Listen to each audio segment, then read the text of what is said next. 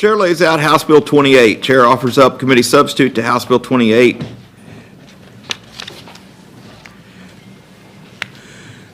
Members, House Bill 28 is intended to help regulate the hemp industry in Texas by following the federal legalization of producing hemp. For a little background, on December 20th, 2018, President Trump signed the Farm Bill into law regulating the cultivation and production of hemp. Different from marijuana, hemp contains less than 0.3% of Delta-9 THC. Anything above this threshold is still a violation of federal law. After the passage of the Farm Bill, an unregulated THC market in Texas exploded. In the wake of this new market, many unsafe products were put in the hands of Texans, and most concerning, in the hands of Texas children. The unregulated products, oftentimes synthetic, can contain dangerous chemicals, heavy metals, and in some instances, even fentanyl. House Bill 28 seeks to create a regulated hemp industry that upholds the intent of the 2018 Farm Bill while protecting Texans from harmful products.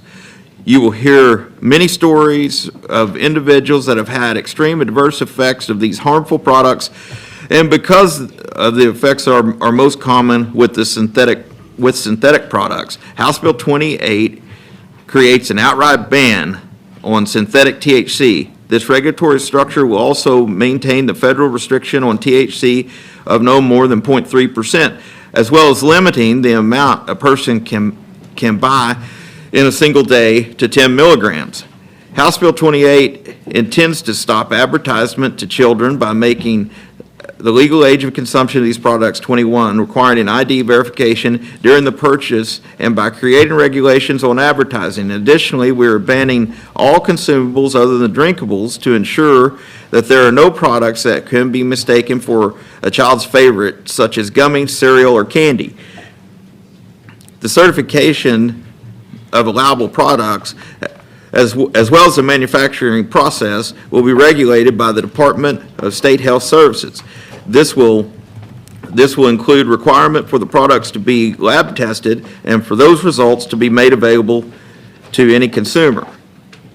To ensure these products are kept out of the hands of children, we are placing regulations on the sale of these drinkable hemp products under the Texas Alcohol and Beverage Commission and requiring a three-tier system similar to how alcohol is regulated.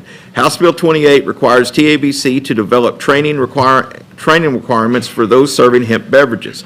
Additionally, House Bill 28 is creating a tax and fee structure that is structured similar to that for alcohol. I anticipate this will generate substantial revenue for the state, and the funds are dedicated to not only TABC and DSHS for regulating the industry, but we are dedicating a portion of this funding to that fund will help local law enforcement enforce and combat the narcotic opioid epidemic, as well as a fund aimed at addressing narcotic and opioid abuse by minors. Members, the unregulated industry that currently exists is a public health hazard, and it is our duty to ensure that we are protecting Texans against harmful products. We do have a panel of expert witnesses that we will have come up to answer questions about the science of hemp and the differences in the different cannabinoids mentioned in House Bill 28. With that, I would answer questions, or we can start with our expert testimony. Seeing none.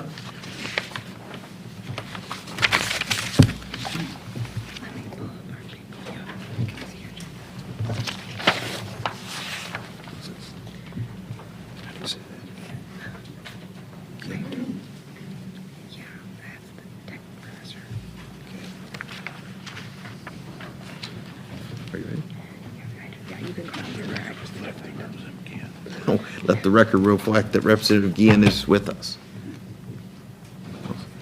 Yeah, you can call from there, and I'll get it pulled up. This is it, right? Oh, yeah.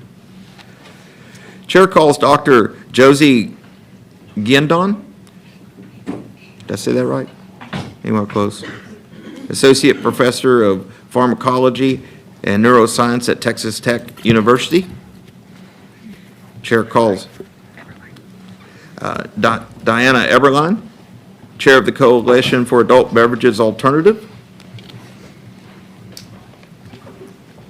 Steve Dye, Chief of Police for the City of Allen Police Department.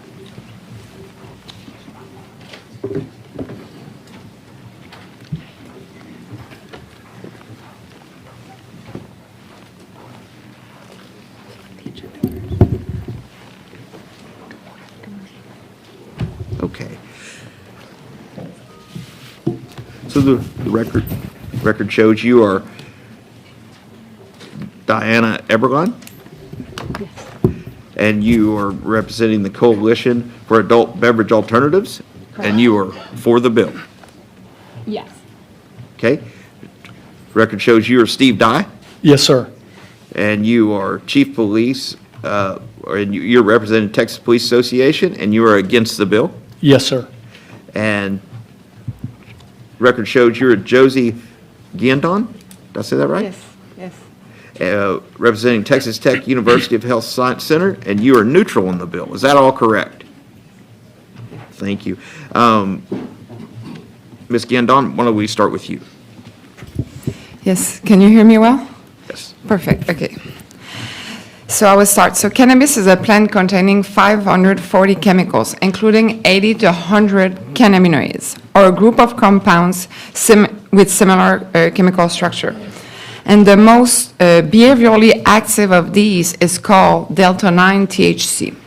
Delta-9 THC interacts with cannabinoid receptor found in the body, primarily cannabinoid receptor 1 and cannabinoid receptor 2. Delta-8 THC is another cannabinoid, and it differs from delta-9 THC in important ways. Delta-8 THC is less potent than delta-9 THC. This means that people will need to consume more delta-8 THC to produce the same effect as delta-9 THC. Delta-8 THC is found in the cannabis plant in very small amounts, whereas the amounts of delta-9 THC in the plant are much higher.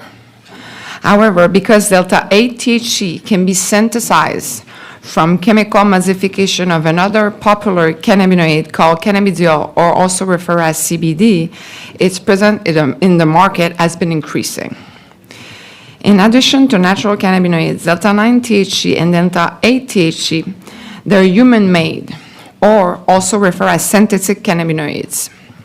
Synthetic cannabinoids can produce higher, greater intoxication than the natural cannabinoids, delta-9 and delta-8 THC. Because synthetic cannabinoids are full agonists at the cannabinoid receptors, and the natural cannabinoids are typically partial agonists at cannabinoid receptors.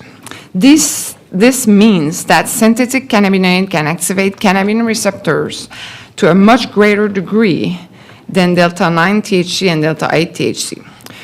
Basically, to illustrate this difference, let me give you an example. Think of a volume control knob on a radio that can be turned up to 10.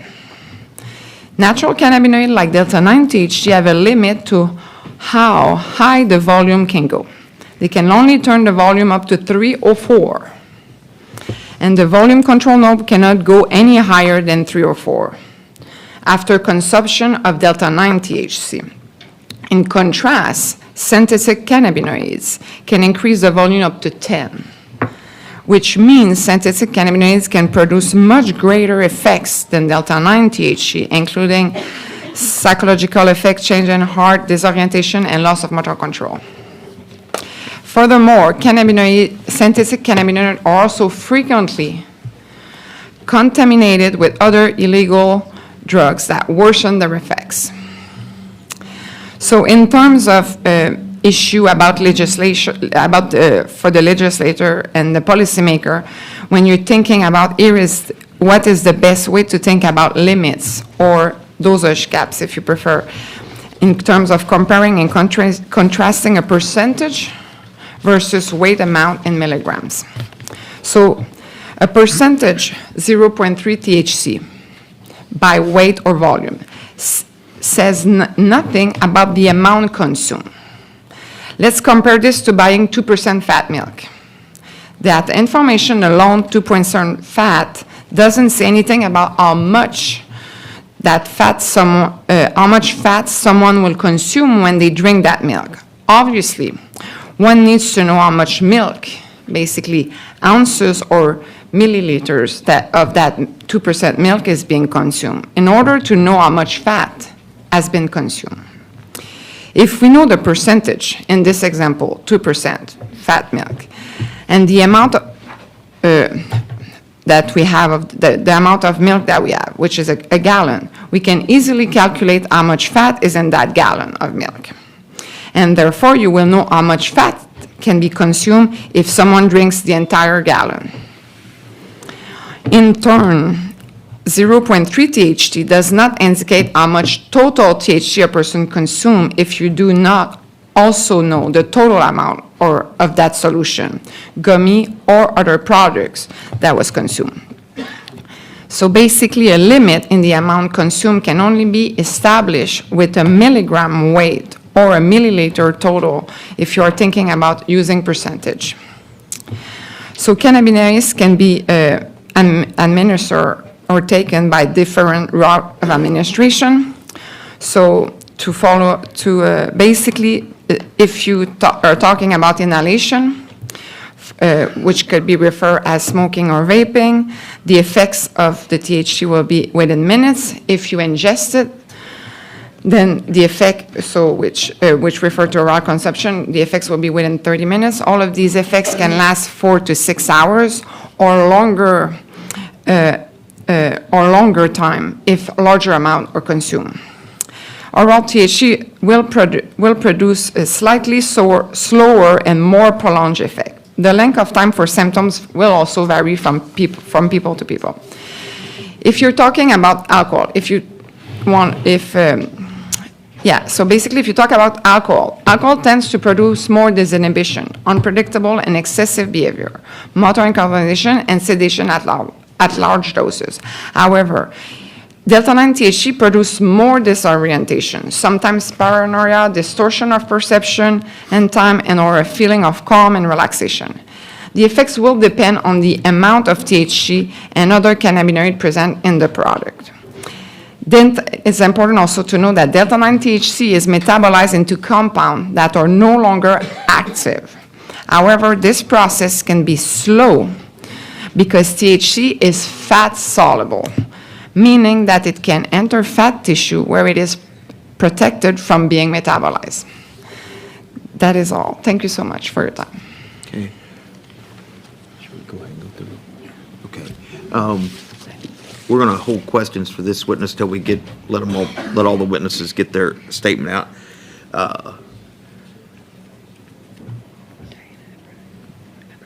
Okay. Record shows you are Diana Eberline.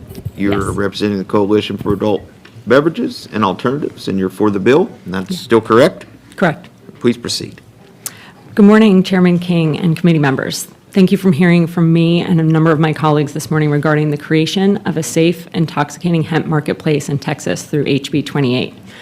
My name is Diana Eberline. I'm chair of the Coalition for Adult Beverage Alternatives, which brings the alcohol and hemp beverage industries together to create a unified voice for sensible regulation of D9 THC beverages. The Coalition for Adult Beverage Alternatives represents the THC beverage category exclusively, and our members include some of the largest low-dose THC beverages currently in the Texas market, the leading supply chain partners, and adult beverage manufacturers, distributors, and retailers, also present in Texas. Our recommended policy mirrors guidelines proposed by national alcohol distribution and retail associations such as the Wine and Spirits Wholesalers of America and American Beverage Licensees, representing America's beer, wine, and spirits retailers. I'd like to acknowledge that we know that none of you expected to be regulating intoxicating products with the passage of the 2018 Farm Bill. We also understand that you're concerned about consumer safety, and as our other expert witness just testified, cannabinoids are a lot more complicated than alcohol in many ways, but we're concerned about those things too. And we see the same challenges in the marketplace that you do, and we also want to see the removal of high-dose synthetic intoxicants from the marketplace. We want to implement standardized testing and labeling standards and eliminate the chance of any of these intoxicating products ending up in the hands of minors, which is why we advocate for regulation versus bans or the status quo. The conversations around HB 28 are the beginning of a more important dialogue around safe and accessible intoxicating hemp products that right now Texans are consuming to the tune of $8 billion, according to the Lieutenant Governor. Consumer demand for the cannabis goes way beyond Texas, and it has continued to increase for the last 30 years, according to Carnegie Mellon, who recently reported that daily consumption of cannabis has surpassed alcohol in the United States. Banning intoxicating hemp products would delay the conversation but not eliminate the problem, driving the market deeper underground. We know prohibition won't eliminate demand. It didn't work with alcohol, and it hasn't worked in states like California. California currently has an active ban on intoxicating hemp products right now. It also has a thriving illicit market that is over 70% of the state's cannabis market. With limited resources to enforce the ban, the high-dose synthetic products they wanted to remove remain on shelves, and they're still accessible to minors. But you know whose products did get pulled from shelves? The THC beverages being distributed and sold by alcohol partners. Why? Because the three-tier system works, and there are severe penalties for violating those regulations when you're within that system. We have several states, such as Tennessee, currently operating safe and successful intoxicating marketplaces for beverages using infrastructure similar to those that are outlined in HB 28. And as a result, other markets, including South Carolina and Florida, are moving forward with similar bills as well. Why? Because the pathway to market allows for accessibility to the adult consumer, and again, out of reach of minors. Your job is to keep your constituents, Texans, happy and safe. Now, happy's a heavy lift. There's only so much I can do to help you guys there. But in terms of safety, we can provide the science-based data and testing methods for hemp-derived THC beverages that confirm consistent experience, accurate dosing, safe and natural ingredients, and manufacturing and testing best practices. And some anecdotal evidence would support that access to safe, low-dose THC products can help on the happiness scale. We have seen the demand increase considerably with veterans, with Texas retailers making regular donations of THC beverages to those that have fought for our country. No one deserves to be happier than those who have fought for our country. We also have data documenting that consumers begin feeling these effects between 10 to 20 minutes after consumption, and then an offset where the intoxicating effects start to diminish between 60 and 90 minutes, which is very reminiscent of consumers' experience with other adult beverages. Just like alcohol, every consumer will need to learn their tolerance, but it's a familiar and controllable experience, which also makes beverage an insurable adult option for on-premise consumption. We're not looking to receive special treatment. In fact, we're looking to be treated like other intoxicating beverages, from pathway to market to accessibility to the adult consumer to taxation and penalties for regulatory violations. The unknowns are more known with THC beverage, so we can empower you to confidently and effectively regulate these products while making safe products available for adult consumers in Texas. Thank you for your time and consideration for sensible regulation of low-dose THC beverages in Texas. Thank you very much for your testimony. Show you as Steve Dye, representing Texas Police Association. You're against the bill, and all that's still correct? Yes, sir. Please proceed. Thank you, sir. Good morning, Chairman King, Vice Chair Hernandez, and committee members. My name is Steve Dye. I'm the Chief of Police in Allen and representing the Texas Police Chiefs Association regarding the THC consumable products. You know, while we appreciate the intent of House Bill 28, we oppose it as written, and I will address our concerns. On behalf of TPCA, we appreciate this committee addressing serious concerns of police professionals across the state regarding the illegal and open sale of consumable THC products, which are currently being sold in retail stores throughout the state and are more potent than ever before. When I became the Allen Chief in February of last year, I found that our city was like many across Texas. We had 24 of these shops in a city of just over 27 square miles. Many of these stores are close to our schools. We were receiving complaints from parents and regularly finding high school kids in possession of these THC consumables. We decided to further investigate and obtain video of kids streaming into these stores.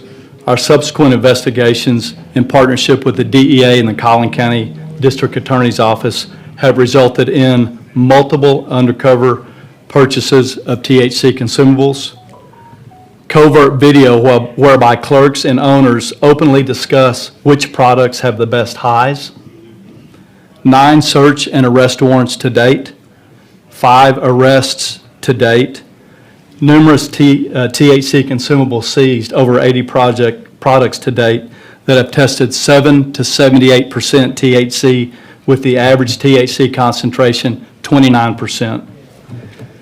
We found that the THC concentrations listed on the packaging is always lower than the tested contents. Our criminal investigations are ongoing and criminal charges are forthcoming. Due to the current testing requirements and lack of clarity in the law, these types of investigations are very time-consuming and expensive, which is exactly why most local police departments are unable to adequately address these illegal products. As Texas law enforcement professionals, our concerns include THC consumables are lab-made, highly potent, unpredictable, and significantly more than the naturally grown marijuana from the past, which had a THC concentration usually less than 5%. The exploitation of 2018 federal farm bill, which legalized hemp, has led to the outright sale of these products under the guise that these substances are legal hemp imported from other states.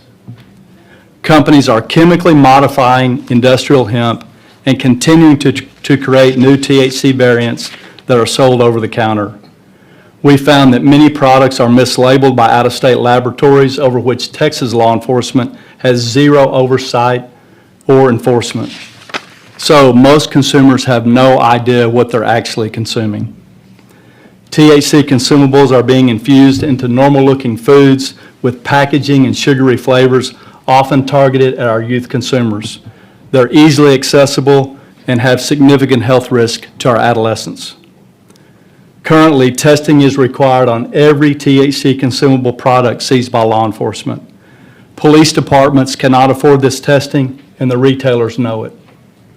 Texas has one of the largest recreational THC consumable markets in the country, with most stores located close to our schools. This plague is in every city and every town, and state agencies will never have the resources to regulate, so local law enforcement needs a definitive statute that allows our departments to make arrests and seizures without the need to test products. Testing should always be the responsibility of the retailer. I provided you with factual information from stores in our Allen investigation showing how these products are marketed as candy, chips, and cookies, a photo of how labels are covered up by wholesalers and retailers to disguise the actual THC concentration in the packaging, and a sales goal from one store demonstrating the vast revenue being generated by these illegal products. Across Texas, we are now seeing burglaries and robberies on these businesses so that these THC products, which should have never been in existence in the first place, can be illegally resold. Our concerns with House Bill 28, as written, include THC beverages should not be considered as a carve-out. To us, the beverage is just another delivery method, as vapes, waxes, and edibles. We can't rush this decision, as it will only create another loophole that we'll be addressing again in 2027. If we don't ban all THC, then departments will continue to face significant challenges toward enforcement and testing. No THC should be allowed in any retail product, so that the DPS lab will only have to test for the presence of THC, not quantity, and thus eliminate their backlog when law enforcement is trying to get these products tested on the criminal cases that we are filing. It is our understanding that CBD and CBDG can both be manufactured to contain no THC. The federal 0.3 THC standard is for hemp plant. We believe that this does not apply to the retail product for consumption, which we believe can be regulated at the state level. Retailers, not law enforcement, should be required to test their products in Texas labs certified by the DEA and register each of them through DISHs prior to placing them on their shelves for sale. TPCA continues to support the established and legal Texas Compassionate Use Program for those with legitimate needs to seek assistance through a reliable and safe program. I have also provided handouts of a letter signed by the Texas Police Chiefs Association, the Sheriff's Association of Texas, the Texas School District Police Chiefs Association, TMPA, CLEAT, with all groups united in the support of banning all THC consumable products. Thank you, and I'll be happy to answer questions. Thank you, Mr. Dye. Members, are questions of any of our panel? Mr. Darby, before, I don't know which one of you is going to question. Just for the record, though, when you're asked a question, please just restate your name before you begin. Thank you. I guess to the panel, I've heard a lot about synthetics, and I know very little. So can anyone on the panel explain the difference between synthetics and this THC, which is approved for the teacup program? So reduce it down to where West Texas boy can understand it. Well, I'm from Claude, sir, so we speak the same language. I'll give you the practical answer, and I'll refer to them for the maybe more technical. So Please say your name. I'm sorry, Please Chief say- Steve Dye. Thank you, Steve. Go ahead. Sorry, Chairman. So from a practitioner standpoint, what's happening is they're taking the Delta 9, and now there's, of course, the Delta 8, the Delta 10. Almost every week, there's a new variant of THC being produced.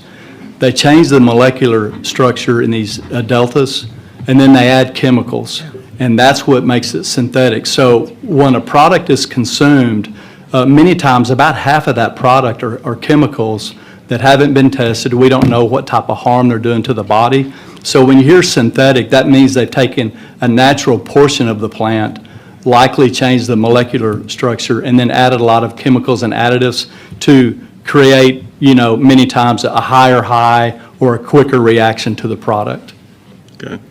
So yes, and the material, Diana Eberline, the material is essentially being converted using a chemical process to become the intoxicating cannabinoid. However, there is a way to naturally isolate the D9 from the plant, and that is what we are advocating for, the natural D9 THC, and we're only advocating for D9 in this case as the only intoxicating cannabinoid that could be permitted in these products. So none of the others that are typically in the market that are synthetic, sometimes 100% synthetic.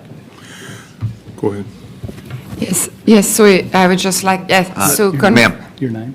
Sorry, Josie Gwendon, Dr. Josie Gwendon. So basically, synthetic cannabinoids, it's a great question. They're really more and strong, potent agonists at the receptors, right? So to understand it, they really bind strongly to the receptors, and it takes longer to desensitize. So basically, the molecules stay attached to the receptor, if I make sense, and then it doesn't detach. And what is more dangerous is the synthetic compounds that also are known for some of you as spice or K2.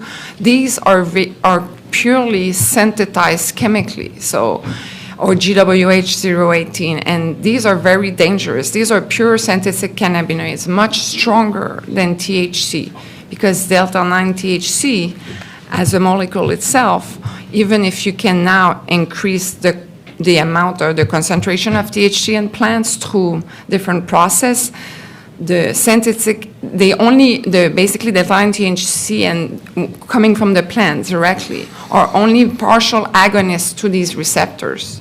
So basically, Can you repeat that? Partial what?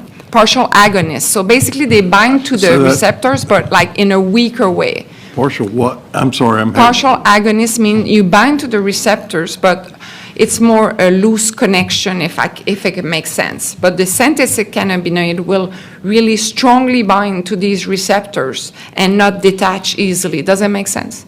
So basically, the synthetic cannabinoids are much stronger and more potent and extremely dangerous, and they can be purely synthesized by chemists, not coming from the plant. And these are very dangerous because they've been used they're used in research, but their effects are over sometimes 100 times stronger than THC. And, Mr. Chairman, Steve Dye, Chief of Police. Representative Darby, just one other kind of quick example. So Delta-8 is found in the hemp product. So in its natural form, Delta-8 is non-psychoactive, which means it doesn't have over 0.3 THC, right? But when they chemically modify it or synthesize it, then it starts to produce a high. So you'll hear that Delta-8, well, that's nothing wrong, it's not harmful. Well, in its natural form, that may be true. But when all of these chemicals and additives are added, it then becomes psychoactive and much more addictive and intoxicating. Diana Eberlein, Coalition for Adult Beverage Alternatives. D8 naturally does exist in the plant, however, in very, very small quantities, which is why you see a majority of the D8 in market is synthetic. Again, why we're focused more so on the D9 aspect for, again, consistency. But one thing that I think is really important to identify is the fact that there are testing methods that brands do already to identify what is in their product, but also it can tell you whether that product is synthetic or not. So that's very standard in common practice right now. So it's not difficult to determine which products are synthetic and which products are using naturally derived D9. So with that being part of the regulation, you would be able to make sure that the product in market is using naturally derived D9 and not synthetic material. Okay.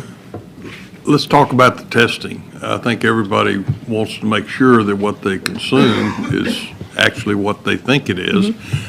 Steve, you talked about having the testing be the responsibility of the individual seller or store that's selling that product. Talk about the testing, how involved in that, what kind of cost, time delay, all the factors associated with testing, and how can we get comfortable with knowing what's actually in that product? Thank you. Steve Dye, Chief of Police. So, Representative, that's a great question. So, the way it is now, the testing for each product costs about $250 per test. So, most departments in the state of Texas cannot afford that. So, they submit their products to the DPS lab.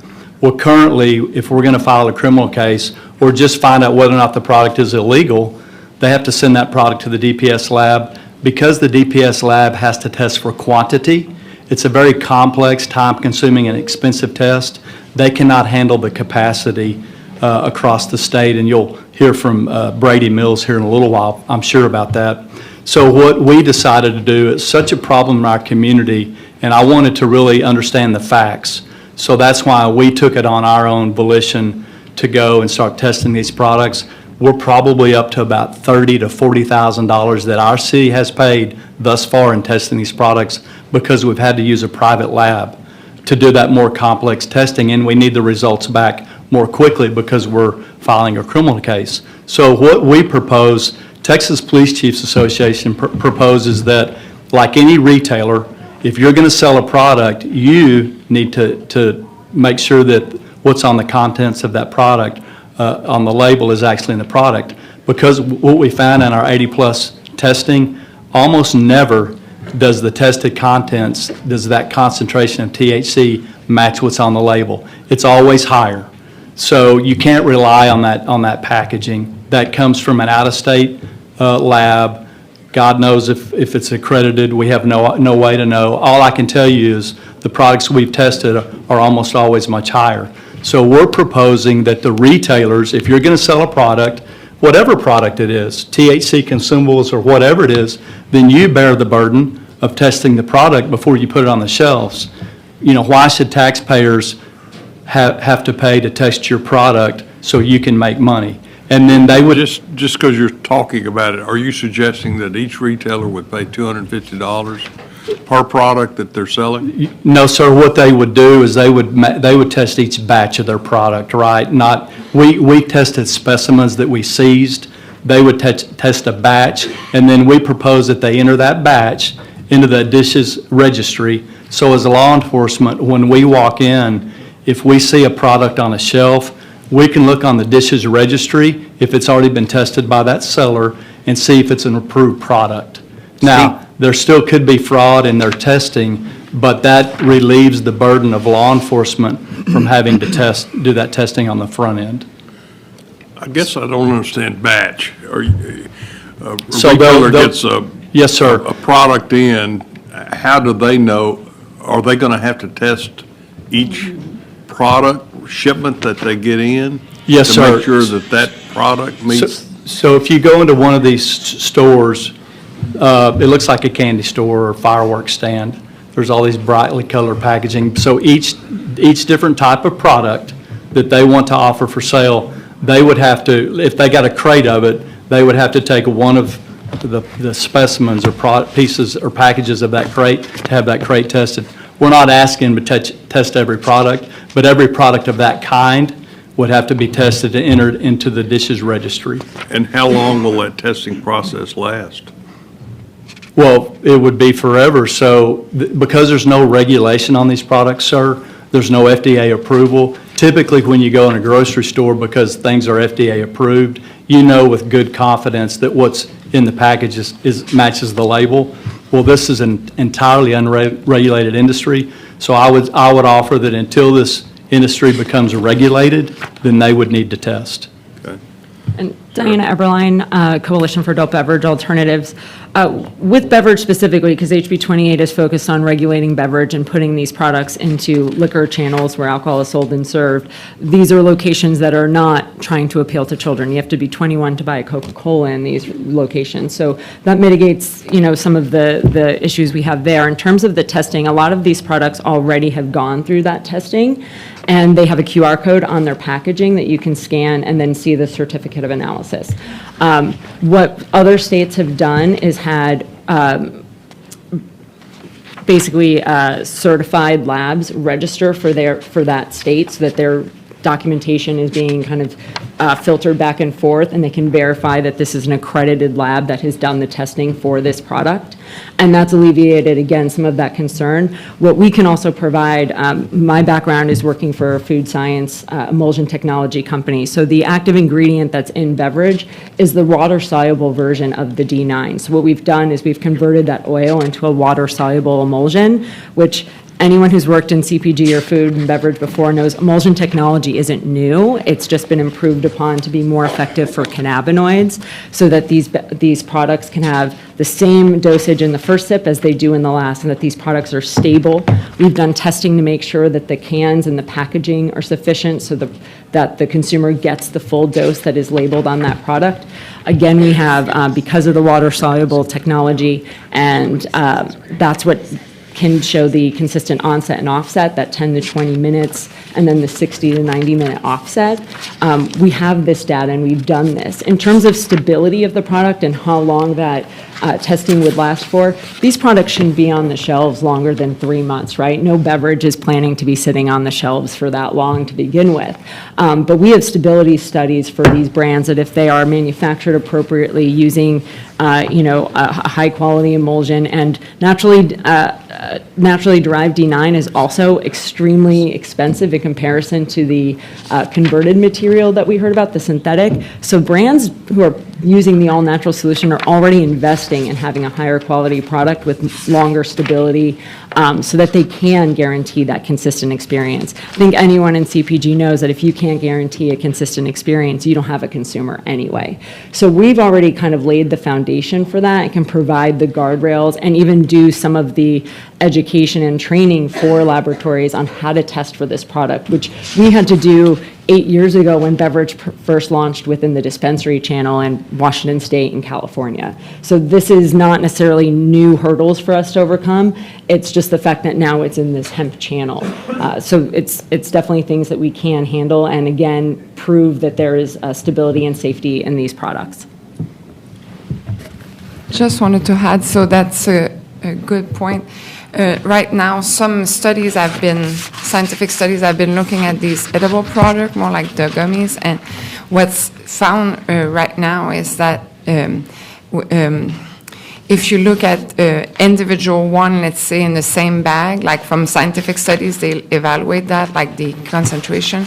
There's a huge variety from some, on the package you could say like 2 milligram, but then if they scientifically measure one, well, let's say it was 2 milligram and the other one was like 10 milligrams, so that was what was found in studies, just to add a point.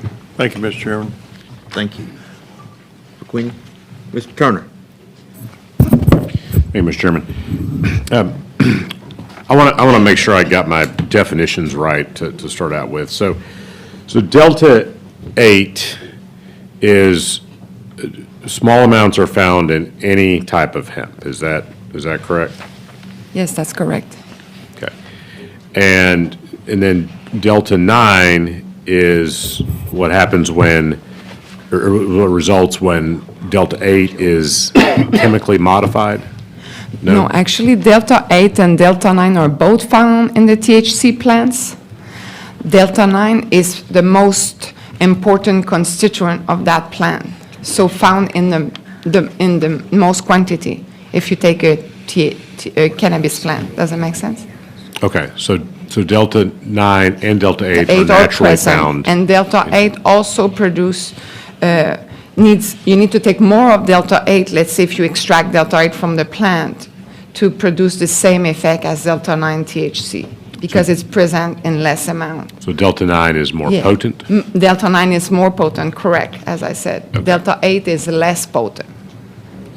Okay. And so when we talk about chemically modifying hemp, and are we using the term chemically, I think, Chief, you used the phrase chemically modifying. Is that used interchangeably as synthetic when we talk about synthetics? Are we saying the same thing there? So just to clarify, Whoever like the wants. plant itself, you can extract Delta 9, you can extract Delta 8.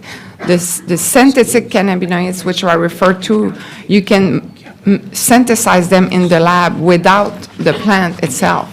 Does it make sense? You can synthesize these compounds like You extract the compound, straight from a chemist can make it with the formula and the steps to create the compound. Does it make sense? yes. That's for the synthetic compound. You can make them basically in a lab without having the plant access to it. It can be totally synthesized, artificially, man-made. Representative Turner, Chief Dye. Representative Turner, so the definition in the 2018 Farm Bill, that point, no more than 0.3% Delta 9 THC, that was used to define what is hemp, correct? So to her point, that what's happening now, we're seeing new variants constantly produced, and they are, as I mentioned, they are lab-made. So they're not even bringing in the plants at this point. They're just making them, chemically producing them in a lab. Diana Eberlein, Coalition for Adult Beverage Alternatives. You've got kind of a variety of things happening, which is why this has gotten so complex and confusing for not only for you to understand, but also for the consumer. Which is why we're so focused on D9 specifically and eliminating the conversation around D8 and some of the others. Because our target consumer with these low-dose THC beverages is oftentimes someone who's not necessarily a cannabis consumer or a super experienced. They're looking for other options for adult beverages. So we have a very new consumer coming to the table, and the more cannabinoids and things you include, the difference between synthetic and all natural, it's confusing for a consumer. So that's why we're so focused on the naturally derived D9. And to his point with the, the definition of the Farm Bill and the hemp was defined at that 0.3%. Everyone was told, it's rope, not dope. Turns out a little bit of dope in that rope. And when you isolate it, that's what's being used in these all-natural products that are using the naturally derived D9. And like I said, it's a laborious process. You need a lot of hemp to get the amount of THC that you need to create these products, but it's worth it to be able to provide a consistent experience and a safe product for the consumer. That again, that consistent experience is crucial. And the only way you can do that is to make sure that you are using the same cannabinoid. And whether you get it from hemp or marijuana, D9 is D9. The molecule itself will not be the difference. When you're looking at converted materials, whether it is CBD that is being converted into D9 or a completely synthetic version of THC, sometimes it's the molecule that's not the problem. It's the other ingredients that were used to make that conversion. And without regulation, we don't have transparency into what those processes look like. Therefore, testing to make sure that it doesn't have certain levels of an active ingredient makes it very difficult. I think a lot of people in this room know that synthetic is not a dirty word on its own. Vitamin C, most of the vitamin C we consume in the marketplace is synthetic. It's about the transparency, it's about the testing, it's about knowing the active ingredients that are used in those processes. But again, to find a pathway forward, make sure that we're putting the safest product out there. We've decided, and this is why we, support this portion of the bill in terms of the all-natural D9 is the way to eliminate the risk of synthetics and the concern that's currently in the marketplace. Chief Dye, Representative Turner, this is part of the deception. The adult consumers are going to these stores and these strip centers, and they may be thinking they're buying a product that is at least in part natural, and many times they're buying a product that has no natural components, all chemically produced in a laboratory, and they have no idea what they're actually consuming because it's not matching the label. And Diana Eberlein with the Coalition for Adult Beverage Alternatives, again, with regulation, you can easily test and determine which products are not using natural products. So with regulation, you can clean up this marketplace significantly. Okay, and Ms. Eberlin, to follow up on that, so if I'm understanding your testimony correctly, the beverages that are on the market right now, the product that you're representing, your testimony is those are all natural in that the THC is all derived from the hemp plant. There's no chemical modification done to those The brands that substances. we are working with, and I know from the liquor partners that we're working with the products that they are carrying, they are using naturally derived D9. Okay, so the brands you're working with are using naturally derived D9, but you're not making a blanket statement for every product that's out there. Yeah, I can't speak on behalf Yeah, of that's fair. everybody because there are going to be brands that fly under the radar that don't join associations and advocate for sensible regulation.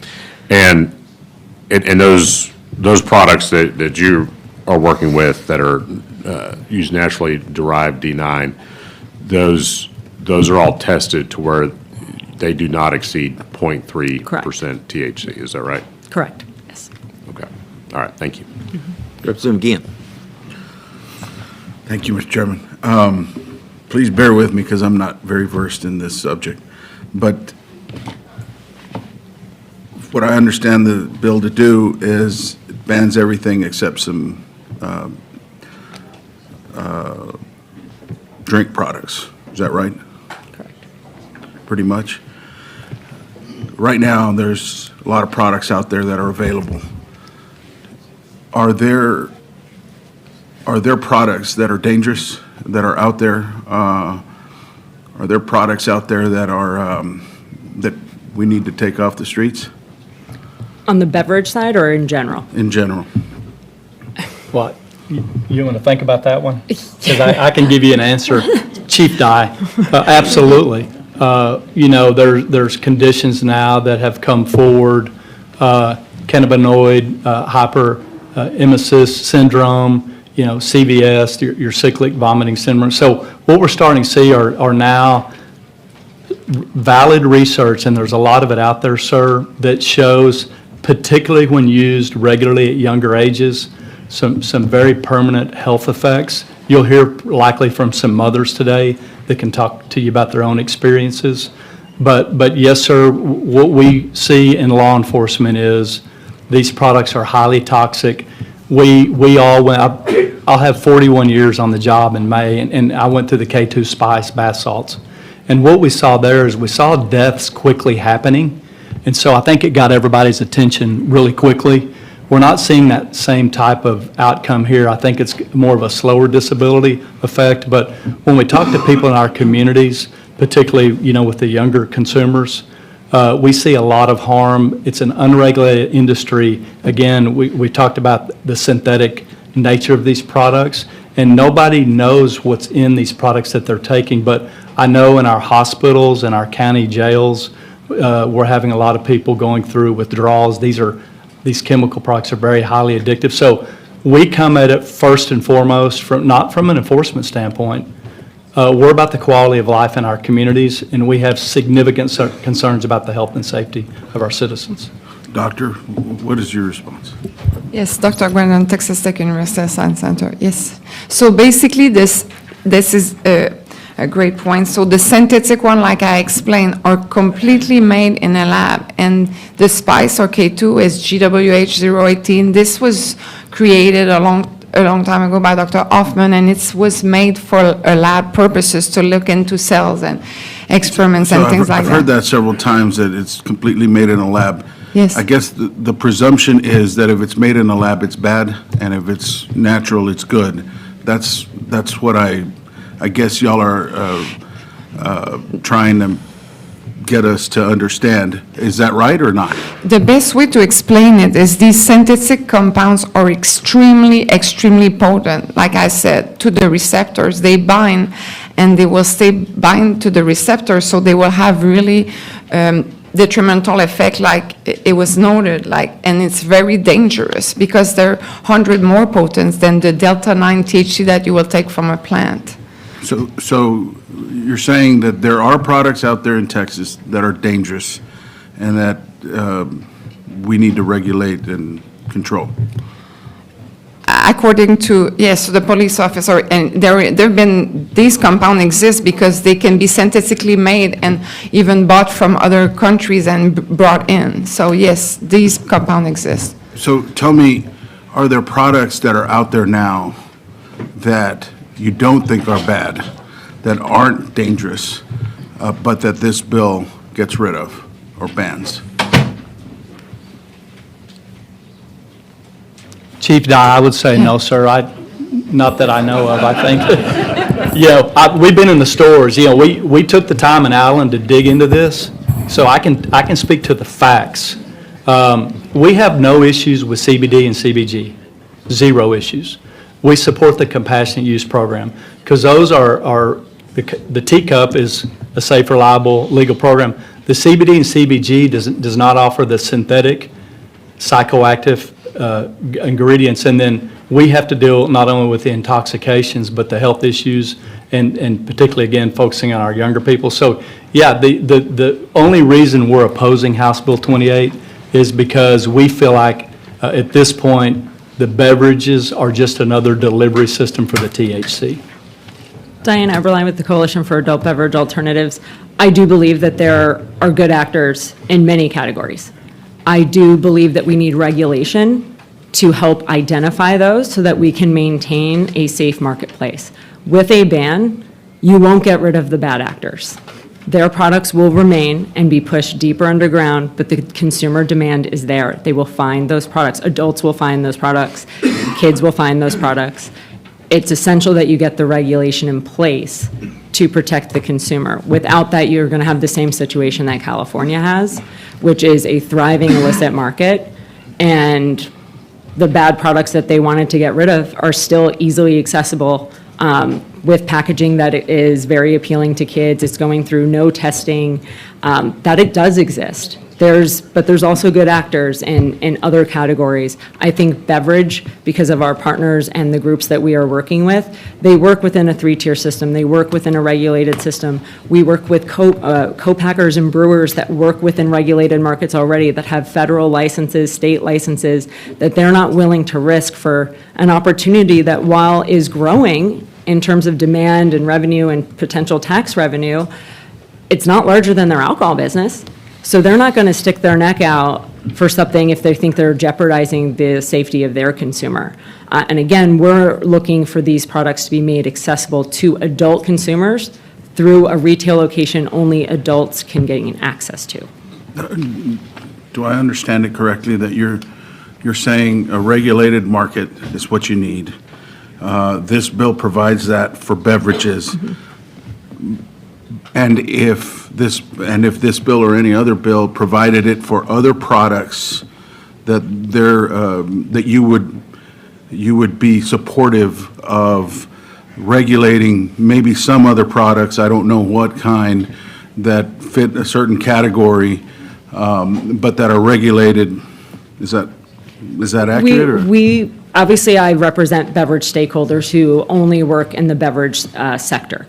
That said, we don't want anyone who's running a safe business providing products that are manufactured safely with appropriate, dosage caps, appropriate channel to market. We don't want to hurt any of those businesses. So if there were regulations that were created for other categories that put the consumer first, we are not going to object to that, but we only advocate on behalf of beverage because that's who our stakeholders are. Thank you. Mr. McQueenie. Thank you. Thank you, Mr. Chairman. Do any of you have an expertise on what you think the intention of the Farm Bill was in 2018? Do you think that the goal was to create an intoxicating beverage industry, or do you think this is a byproduct of that bill? Chief Dye, no, not at all. I grew up on a farm. This was the sole intent when you talk to people that know about this legislation. As the 2019 Texas legislation, this was to help the farmers, pure and simple, but they've exploited the loophole, and now law enforcement is dealing with a huge plague in our cities. Diana Eberlein with the Coalition for Adult Beverage Alternatives. I do a lot of the lobbying on behalf of this category in DC at the federal level as well. I know that there is a lot of frustration about how this whole hemp industry came to be, and it was because that was not the intent with the Farm Bill in 2018. That said, going back 10 years when I first entered this space, we always saw low-dose beverage really eventually being next to the beer, wine, seltzers, kind of with next to their alcohol counterparts. These products, when they initially launched within dispensary channels in California and Washington State, these are appealing to a demographic that isn't necessarily walking into these dispensaries. It is low margin, takes up a lot of space. These dispensaries were not set up to carry a ton of beverages. They didn't want to carry refrigerators. They didn't understand it because it was, again, appealing to oftentimes a very different target consumer. The target consumer walking through a Total Wine or a Specs, that's very much who they were trying to appeal to. When this opportunity through the Farm Bill emerged, beverage was actually late to the game in terms of entering this space. Minnesota was a market that really adopted regulation for the beverage category specifically, and they have, in the last year, I think it was $180 million in sales for hemp D9 beverages alone. And they taxed everything. I think they brought in $15 to $18 million in tax revenue to enforce the regulation they put through hemp. Got it. We jumped into this category to prove the demand for our category because we weren't going to see it in the dispensary channel. Thank you. Thank you, Mr. Chairman. Mr. Phelan. Thank you, Mr. Chairman. Two questions. One, where are these being manufactured?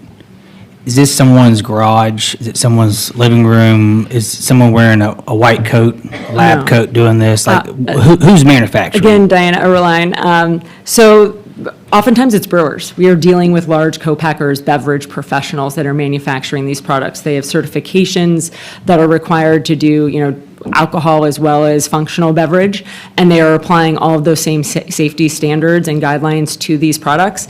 And the ingredients are all typical of beverage manufacturing with the exception of the THC D9 itself. I'm speaking less to the beverages and more to Yes.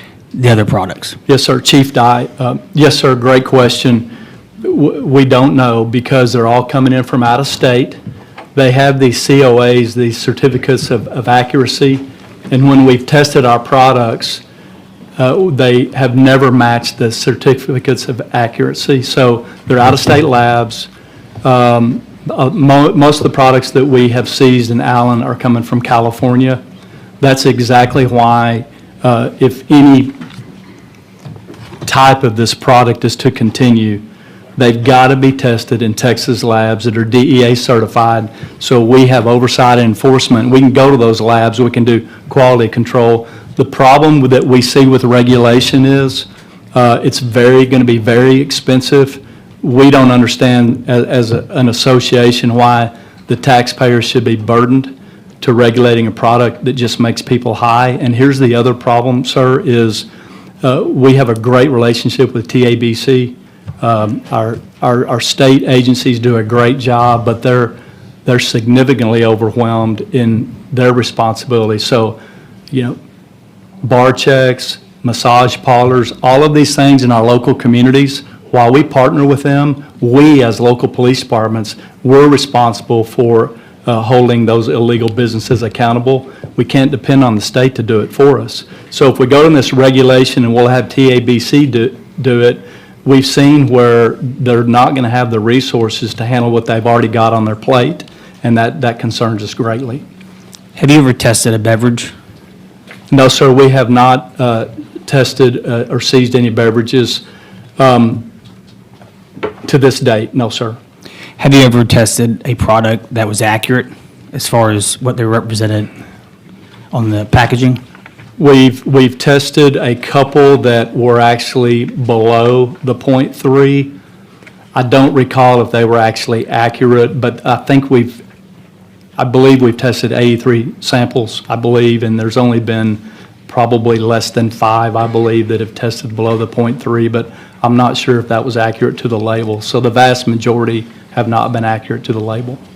And last question for you, Chief. You provided the committee with this, correct? Yes, sir. Okay, my eyes are not great, but when I put my glasses on, I see not Doritos, but Doritos. Yes, Is that sir. correct? Correct. I don't see Chips Ahoy, I see Trips Ahoy. Yes, sir. Okay.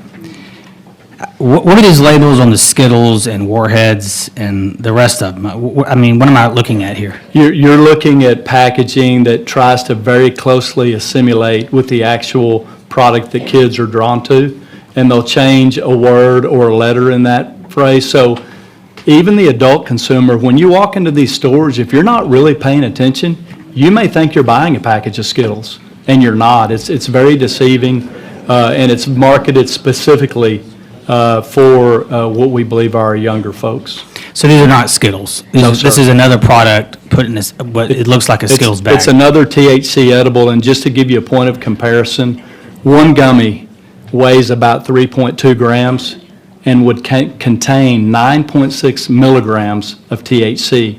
So to the doctor's point on these edibles, a particular problem with the edibles is it's just assuming by dry weight that you're going to only maybe consume one of that product. Well, who eats one gummy? Who eats one chip? I mean, a chip is 4 grams and it's going to have, 3 milligrams of THC. So an additional problem with the edibles is, with the dry weight, is it doesn't take into account the quantity that's going to be consumed.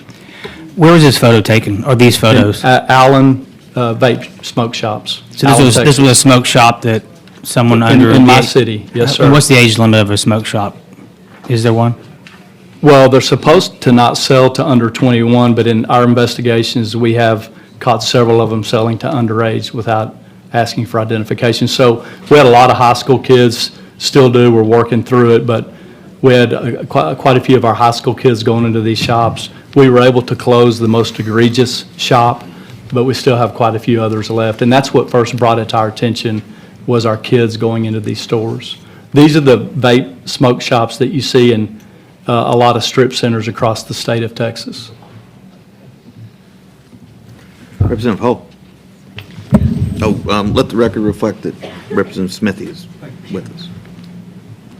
Thank you. And this is for the police chief. I had one of my police chiefs reach out to me and say that one of the things, you spoke a lot about, a lot of the things that he also shared with me, but he was saying that he has seen an increase in violent crime related to some of these shops, and the break-ins and robberies and then altercations and, between the people trying to protect their store and some of them trying to steal the, I guess, higher THC products. Is that something that you have seen? Is that something that is being seen across the state? Or is that more localized to, I guess, some of the places around my district? It's Chief Dye, and yes, ma'am, that's why I'm here representing the Texas Police Chiefs Association, because it's happening all across the state. In Allen, we've seen burglaries. I know in other cities, they've seen the robberies. So this really kind of makes 2 points. This shows that even when it's legalized, quote unquote, which we believe these products are not legal, but they're being sold out in the open in these strip centers. When somebody walks into a brick and mortar strip center and is able to buy a product, they believe, well, it must be safe and it must be legal because I can walk in here and buy it. Neither is true in our opinion. And so what's happening now is they're stealing from each other, they're burglarizing and robbing each other to resell, sometimes at other stores. So the black market will thrive regardless of legalization. We've seen this in every state that's legalized marijuana, for example. There's still a very robust black market. So the fact that these stores are able to operate out in the open, it's deceiving as to safety and legality, but it is not deterring these burglaries and robberies. Some of them have been pretty violent, as you mentioned, and it's only going to get worse because they can steal that product and resell without having to go through the warehouses. Typically, these products are shipped in out of state. They're housed at large warehouses, and the warehouses are a little bit more of a secure facility, so they'll go to these retail stores and burglarize or rob each other to then either sell at another store or sell to those. The other thing that in law enforcement, these products are much harder to duplicate, manufacture, replicate on people's own volition. So it's going to be harder for the criminal element to produce a canned beverage or a packaged vape or a brightly colored packaged edible. So we do see that the eradication of the open sale will make a significant difference because we just don't see the reproduction at a high level of these types of products the way they're packaged and marketed. Thank you. Thank you. Members, any other questions? I've got some. Yes, sir. Chief, I just want to start with you and thank you for your testimony. I understand your plight, and I'm not disagreeing with you. And what I've heard you say over and over, the main reason you're opposed to House Bill 28 is drinkables are just to carve out another delivery method. Am I phrasing that correctly? Yes, sir. Okay, because some of the other things you've brought up in your testimony, I just want to make sure that you actually read this whole bill, because, page 11 clearly speaks to marketing to children, and getting rid of those type of packages. The 21 and up is the whole point of going to the three-tier system, because you have to be 21 to go in a liquor store, and you do not have to be 21 to go in these other shops. The bill also speaks to getting rid of smokables and the vapes. And I want to talk to the doctor in a moment about that. But the whole point of that was these other things that are in these vape pens that are coming from other states, but certainly other countries too, that we don't, and maybe they're getting loaded with Delta 8 once they get here and repackaged. You don't know, I don't know. Is that correct? Yes, sir. So I just want to make sure that that's clear, that that's what the bill does. The bill also, on page 21, starts talking about the manufacturer will test and pay the cost at a state-approved lab.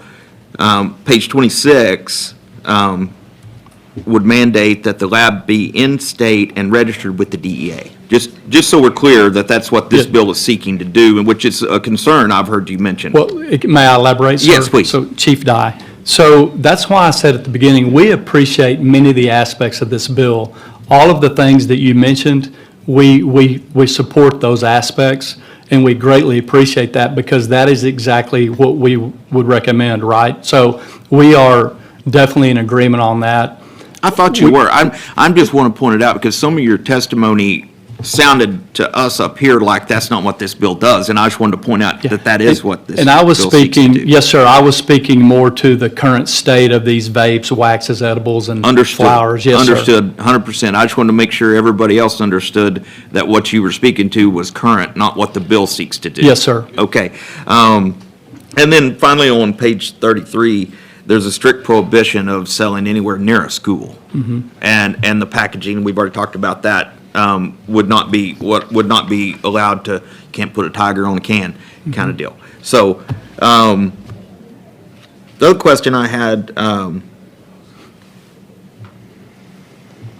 okay. When you've confiscated and you've had to pay for your own testing, whether you send it to DPS or you do it independently, can you tell if it's Delta 8 or Delta 9? No, sir, not until we have it tested, because the label. Right, but after it's tested, the test can show you if it was synthetic or if it was Delta 9. Yes, sir, the test can give us all of that information. Perfect.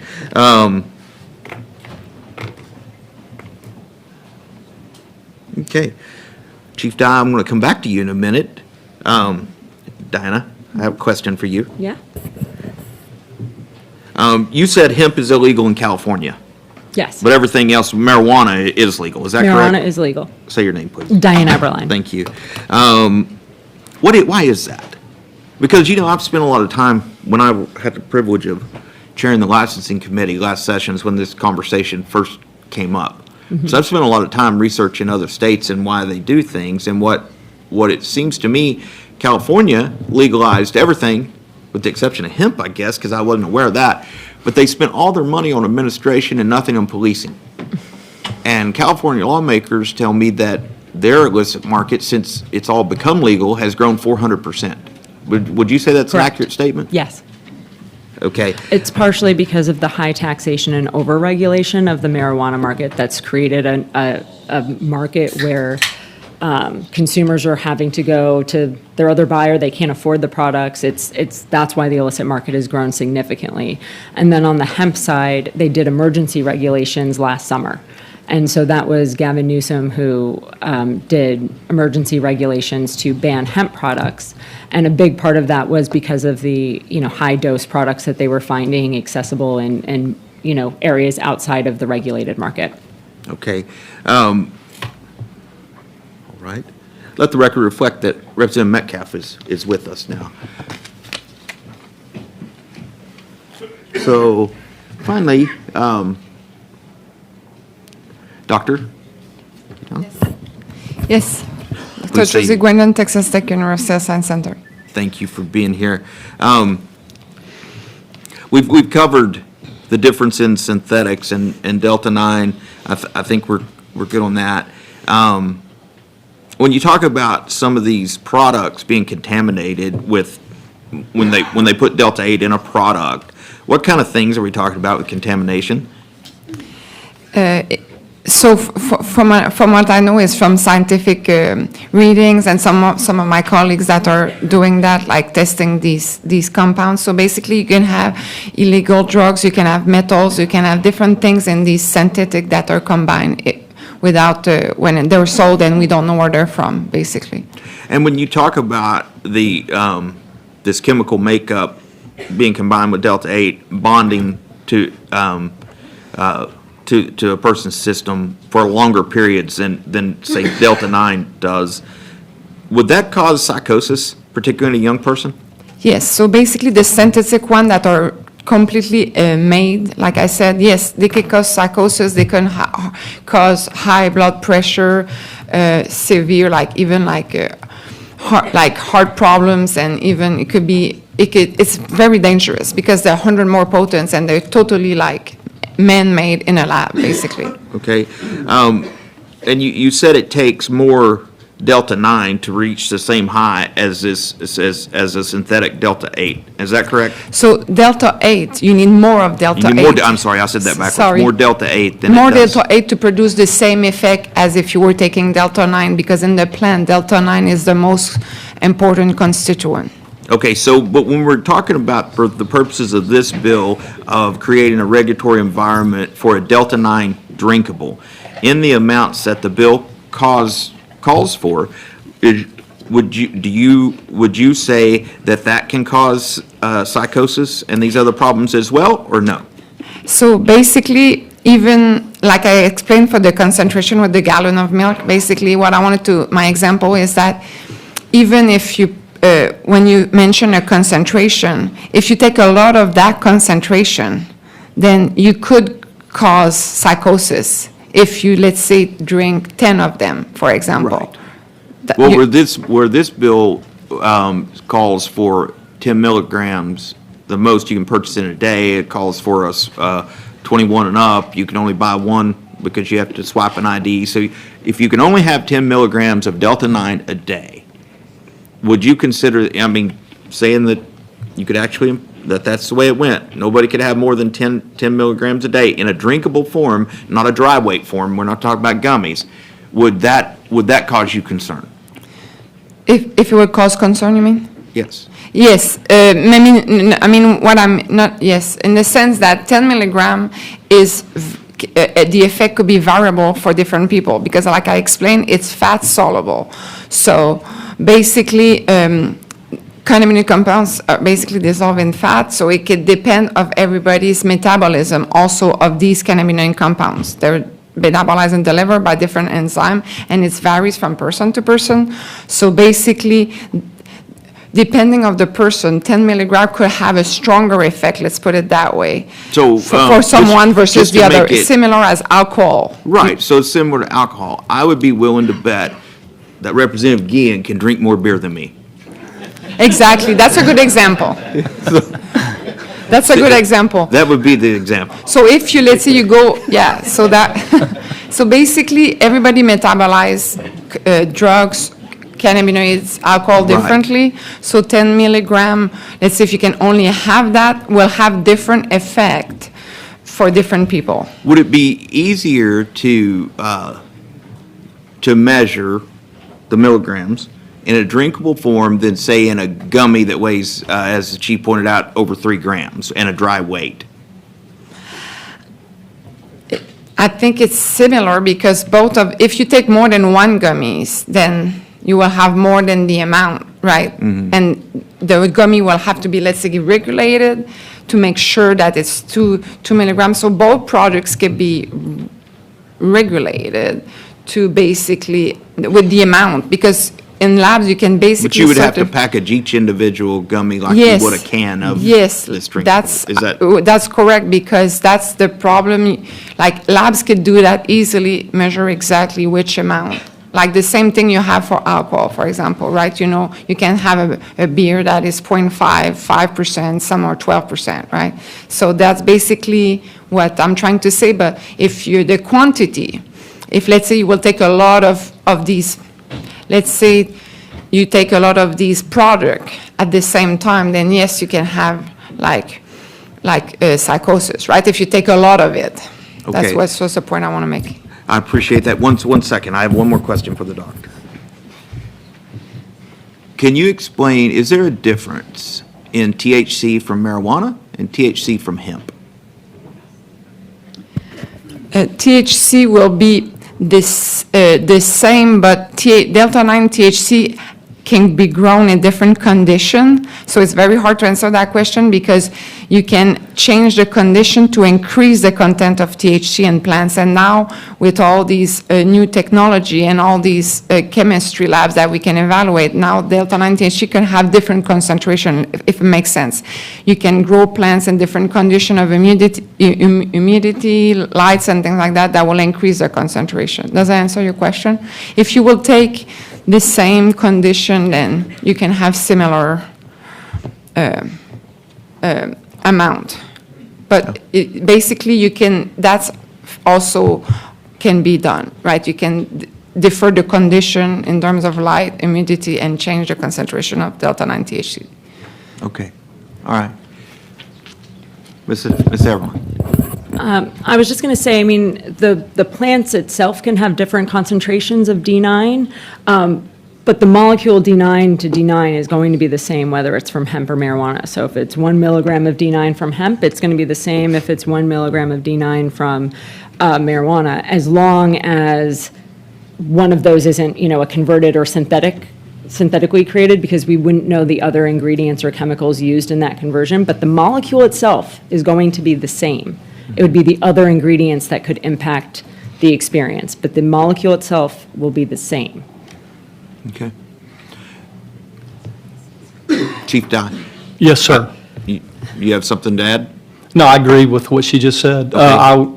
I have one question. Yes, sir, please. When you're dealing with this on the street and wherever it's bought, do you find more psychosis or criminal behavior depending on the way this is consumed? Do you find that vapes are more prevalent? Do you find gummies or brownies or drinkables? What's more prevalent in the criminal element in your experience in Allen? And yes, sir, and thank you for clarifying. In our experience in Allen, the products that we're seeing the most are vapes. Then that would be followed by probably the edibles and the flowers in that order. Just to clarify a little bit too. And you Yes, sir, please. just to point out again, House Bill 28 seeks to ban those things, what you just mentioned. Yes, sir. We're clear. We're Okay, aware of please that. proceed. And yes, sir, we're aware of that. And again, I think the general, maybe the theme of the pushback on the beverages from TPCA is this. All of this, as you all have seen today, is very complicated, very complex, and changing every week. It's new and it's changing, and I think, our hesitation with the beverages is, have we really studied this as well as we should? Or are we maybe rushing into this? Do we need to maybe give this some more time to study on the beverage side? And then certainly, driving while intoxicated is a huge problem in all our communities, and the quick onset of these THC beverages is certainly a concern, because within 10 or 15 minutes of taking it, you're in the car. So we don't really have any way to test that intoxication level yet. So it's creating just additional challenges, and for us, it's so much of an unknown. I understand exactly what the bill says and what the beverage industry is proposing. I just feel like we don't have all the information that we really need at this point. That's understood. When it comes to someone driving under the influence,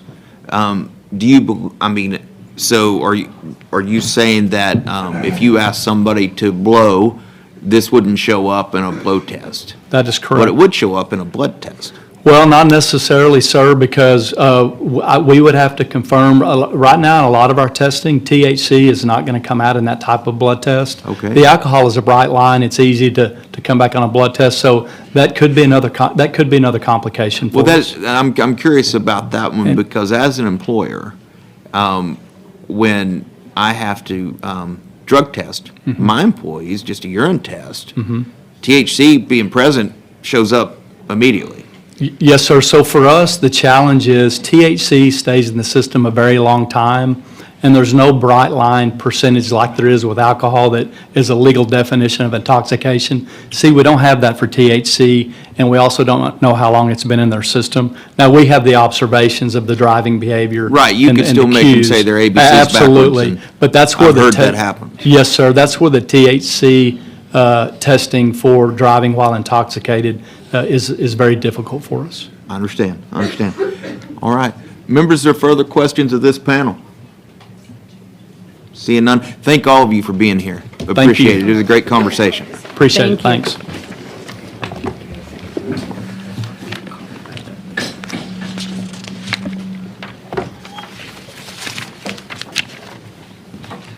This one?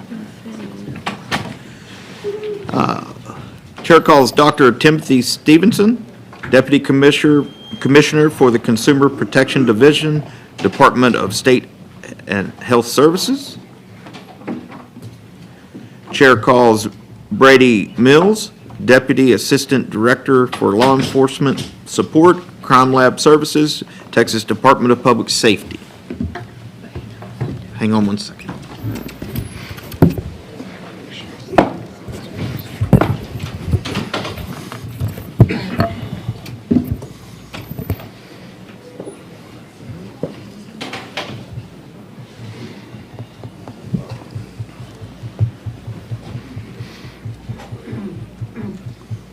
Just making sure the paperwork's correct.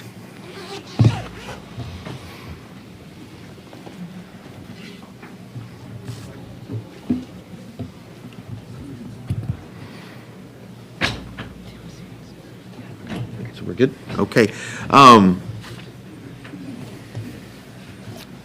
Did you update this? Okay.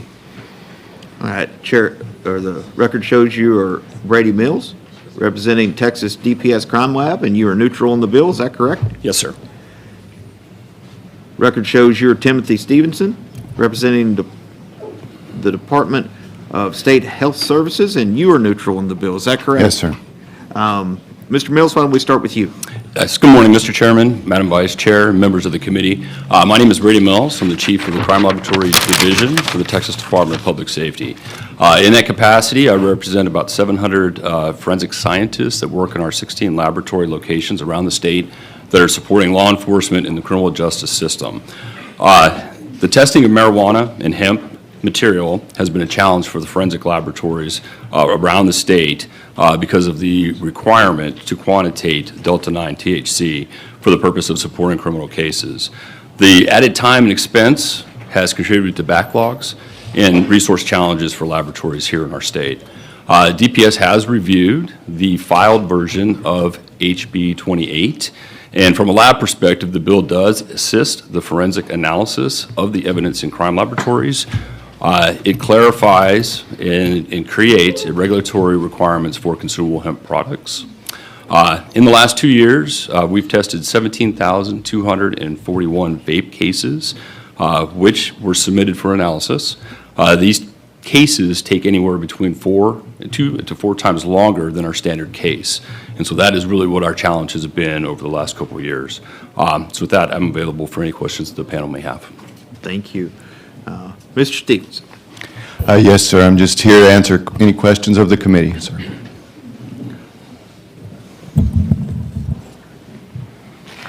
Are you ready? Yeah. Mr. Anchia? Thank you, Mr. Chairman. Gentlemen, as we wrestle with kind of the range of outcomes of policy calls, everything from outright bans to, aggressive regulation of the marketplace to a carve-out for beverages, have you all done an analysis of what these policy outcomes would do to your required capacity? For example, if we had a total ban, have you looked at that scenario and what it would do, what your projections would be for capacity at a testing facilities or series of testing facilities if we had a highly regulated but still legal outcome that would present a whole different set of requirements for your testing labs? Do you follow my question? Okay. Have you done any analyses on what it would look like to staff up for the different ranges of outcomes? Yes, sir. I think the difference in terms of regulation within our community depends on the number of products. So right now, there are certainly consumable products, gummies, chocolate bars, those types. There are smokable products, and then there also are drinkable products. All of those are on the market. That's a broader spectrum of products to regulate and test. So just in that perspective, the number of products available would impact the breadth of what we're able to do as an agency. The other challenge is really gets specifically to the definition of consumable hemp and the amount of Delta-9 THC. So much hinges on that definition. That's been the challenge right now because we're enjoined in a lawsuit with a temporary restraining order that we can't enforce a limit on Delta-8 THC or other types of THC that might be in the product, either naturally or added back in, synthesized and added back in. So that has limited what we could do as a regulatory agency. From the forensic laboratory standpoint. Please state your name. I'm sorry, Mr. Chairman. Brady Mills, Texas Department of Public Safety. From a forensic science laboratory perspective, a ban of cannabinoids would benefit our laboratory systems because we revert back to testing for just the presence of. When we talk about the different types of cannabinoids that are found in these products, a ban of Delta-8, a ban of Delta-10, that would benefit forensic laboratories so we can assist law enforcement. Keeping the Delta-9 at a 0.3% limit does still require us to quantitate. But it does clear up the fact that the other cannabinoids would be banned. So a ban would allow us to be more effective in our testing because of its due presence of. Even the step where we're just focused on Delta-9 and have a clear definition for the others is a benefit for the forensic laboratories as well. And have you, and just walk me through what you need in terms of equipment for testing, right? What does a fully built-out lab look like how expensive is it?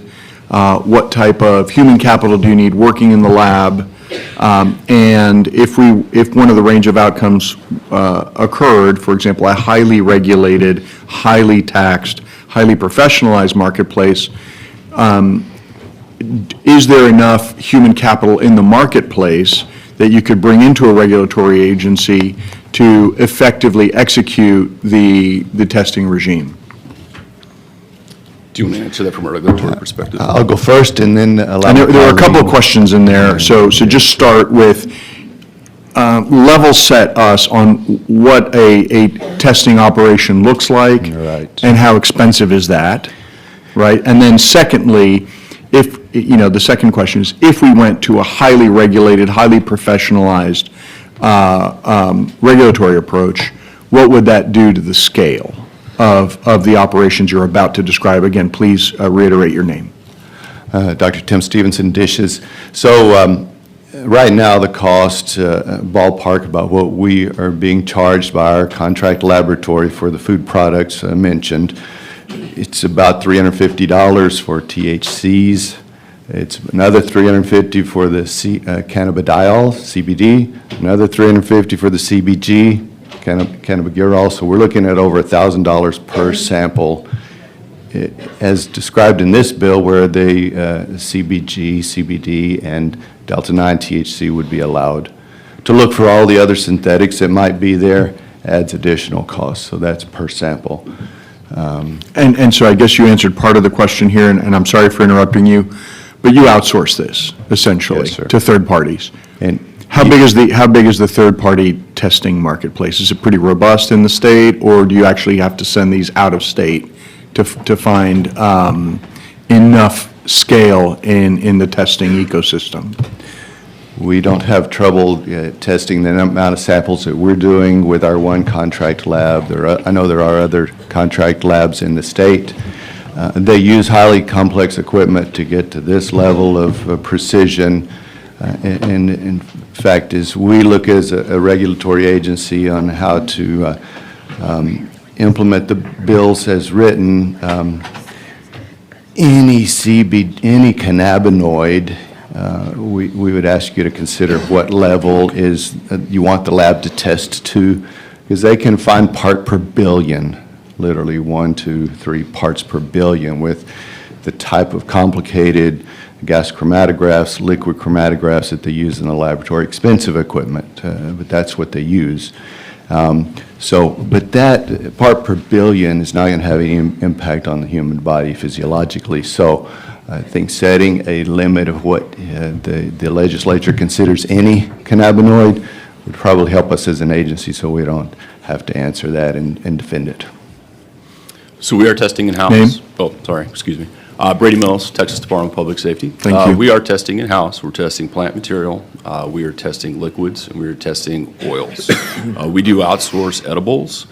We did go through a process to find an outsourced laboratory for edibles, and we did have to go to an out-of-state laboratory based on some volume. And so we're using a laboratory that's located out of the state of Texas for that type of testing. For in-house testing, for testing liquids and oils, we are using a GC, gas chromatograph. We've got about 30 of those, or 60 to 80 of those around the state.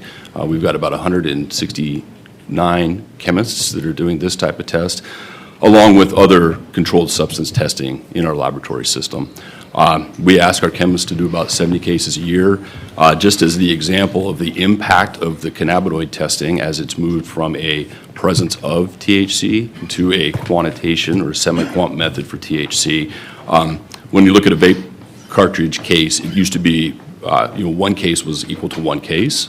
Now it's about one case from a quant perspective is 2 to 4 cases. So it's about twice or 4 times the amount of effort to test these types of materials in our laboratory. Thank you, gentlemen. Members, of questions of this panel? I've got a couple.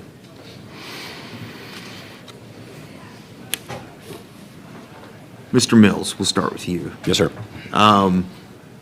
You said testing is a challenge, trying to determine the amount?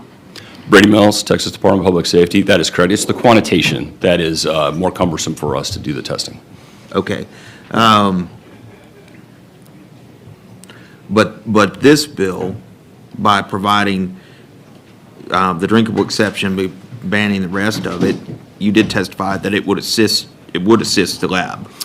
This would help with edibles. This would also help with the liquids that are in the vape pens. That is absolutely correct. So would it be, you said you had over 2,000 vape cases? 17,000 vape cases over the last 2 years. Yes, Okay, sir. I misheard that. You have 17 pending that you're testing for now? Those are the ones that we have tested over the last 2 years. Over the last 2 years, you've done 17,000 vape cases. So this bill would, by allowing the drinkable Delta 9, that wouldn't cost you or harm you, because that would be paid for under this bill by the manufacturer through a DEA regulated lab. So you would still just be testing illicit products. That is correct. We'd be testing illicit So products. so this bill wouldn't have a fiscal impact on you based on what it's doing? That You'd is- still have to test the illicit? That is, yes, sir, products. that is correct. Okay, that's what I was curious about.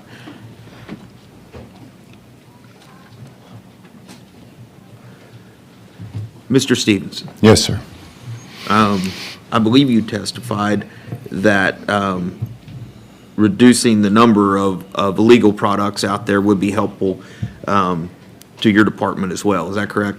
It'd be less complicated for us, yes, sir. Okay. Is there something you would need from a definition standpoint on what is legal in this bill that would be helpful? I believe I heard you and Mr. Anchia talking about definitions. Does the definition of the cannabinoid that would be legal in a drinkable in House Bill 28, is that clear? Or does that definition need work? It seems clear, sir. Delta 9 to a certain limit, only CBG or CBD, and no other cannabinoids, whether naturally occurring or added in. If we can all agree on that, Okay. that is defensible from my perspective at this point. The part I asked about was the level of detection of any other cannabinoids. So it says no other cannabinoids, no other synthetic. What's the limit of detection you want us as a department to hold them accountable to? Because again, part per billion as one compound in the product breaks down to another compound like CBD, it may in the natural aging process break down into other cannabinoids in very low levels. So if we find those in a product, it could have been legitimate when it was manufactured, but over time there's a dissolution and another cannabinoid breaks down from CBD, then it's in violation. So if we allow CBD and CBG, say for hand cream, and they are not, they're not supposed to have anything in them to get you high. Do you think it's possible that somebody with a science kit and a lab coat could alter those products to cause intoxication? To that specific product, I couldn't really answer that. I do know it's fairly easy to take CBD and in the process of heat and a catalyst and solvents to create other THCs from that. Thank you very much. This, I think probably, Chief Mills, this is for you. So with the 2018 Farm Bill and Interstate Commerce Act, would an outright ban stop somebody from ordering a drinkable on Amazon and having it shipped to Texas? I don't believe that. I believe that's correct. They would still have the opportunity to find other opportunities to buy those products. So these manufacturers in Texas that are making drinkables and for sale in Texas, banning that wouldn't stop somebody who wanted to have a drinky from getting it on Amazon come to Texas. We have seen that the illicit market does exist in the states where they have it legalized and also in states where they have it illegal. Right. But my question is, would an outright ban stop somebody from getting on Amazon and ordering a case of drinkable THC and having it shipped to their house? I believe that they'd still be able to do that, yes, sir. They would still be able to do that. Thank you for answering that question. Members, are any other questions for this panel? Oh, Ms. Hull. Based, kind of piggybacking off of that question, so does that mean that it would just be Texas businesses who could not produce and manufacture that, but other states that are not regulated and we don't know what they do? We have no clue what's in that product, that they could buy that on Amazon, but they couldn't buy products made in Texas. Is that correct? That is a positive assumption. I believe that is absolutely, that would be correct. Okay, thank you. Mr. Smith? Falling back on the Amazon question, could the state regulate what could be sold, brought into Texas under Amazon or something like that? I don't know the answer to that from a forensic lab perspective, and I don't know if the regulatory concept would be able to answer that. Sir, Tim Stevenson, Dishes. I think it would be incredibly hard to regulate what people receive in the mail. I mean, we could make it illegal, I assume. Yes, sir. And people who received it would be breaking Texas law. Okay. And it would be, I assume, difficult to enforce. And that's the issue, yes, sir, from my hat. So, I guess the question would be, because some states that don't have an agreement with Texas can't ship their alcohol products into Texas. Is that because of the three-tier system? I don't know the answer to that, sir. We're going to find somebody that does. Is there any other questions? Oh, Mr. Phelan. And maybe this is for Mr. Stevenson. Going back to you have not seen these photos of the packages of Skittles and candy and chips, like the Frito-Lay chili cheese that is not, maybe it is a Frito chili cheese, but it has THC in it. Do we not have a deceptive trade, any type of regulation in the state of Texas that prohibits this type of packaging? And I just can't get around how Pringles and Frito-Lay allow this to occur in the state of Texas. But is there not something that, in your agency that could do something about this? I mean, this is obviously deceptive packaging. I believe if we saw the label and looked specifically at the fine print, it would say certain ingredients are in there that would, therefore, we couldn't take action on those as marketed right now. All right, thank you. Thank you. Members? Oh, Mr. Just really quickly, to Speaker Phelan's question, I know that Frito-Lay's based in North Texas. They work really, really hard to try to make sure that their brand is not adversely impacted by these knockoffs. Like, they file suit all the time, but it's a kind of a whack-a-mole problem, and it ends up in the court. It's intellectual property that they're trying to protect. It's just cumbersome. But that Weedos thing is, I know, something that, is top of mind to that company. I've talked to their executive leadership on this issue. Members, other questions of this panel? Seeing none, thank you for being here. Appreciate your testimony.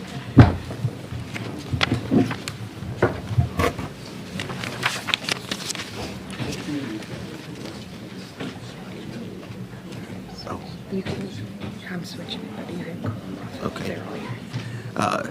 Chair calls Thomas Graham, Executive Director, Texas Alcohol and Beverage Commission. Chair calls James Pearson, General Counsel, Texas Alcohol Beverage Commission. Chair calls Matthew Cherry, Senior Counsel, Texas Alcohol Beverage Commission. The Texas Alcohol Beverage Commission should be well covered.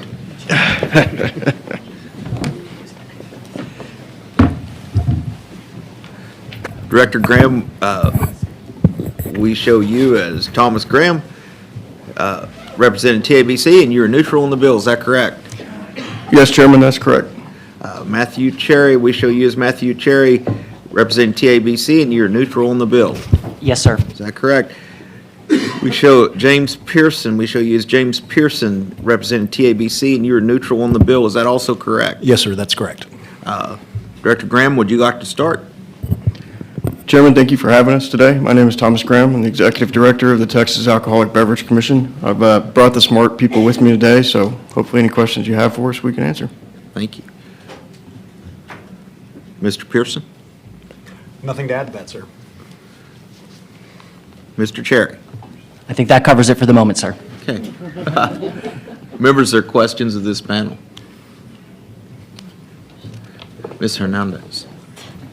Director Graham, good morning. Thank you for being here. I know in another committee, we talked about in the work that TABC does, that you're able to pursue cases based on any alcohol code violations, but that you're not able to do anything with respect to THC. Could you give us some more information on that?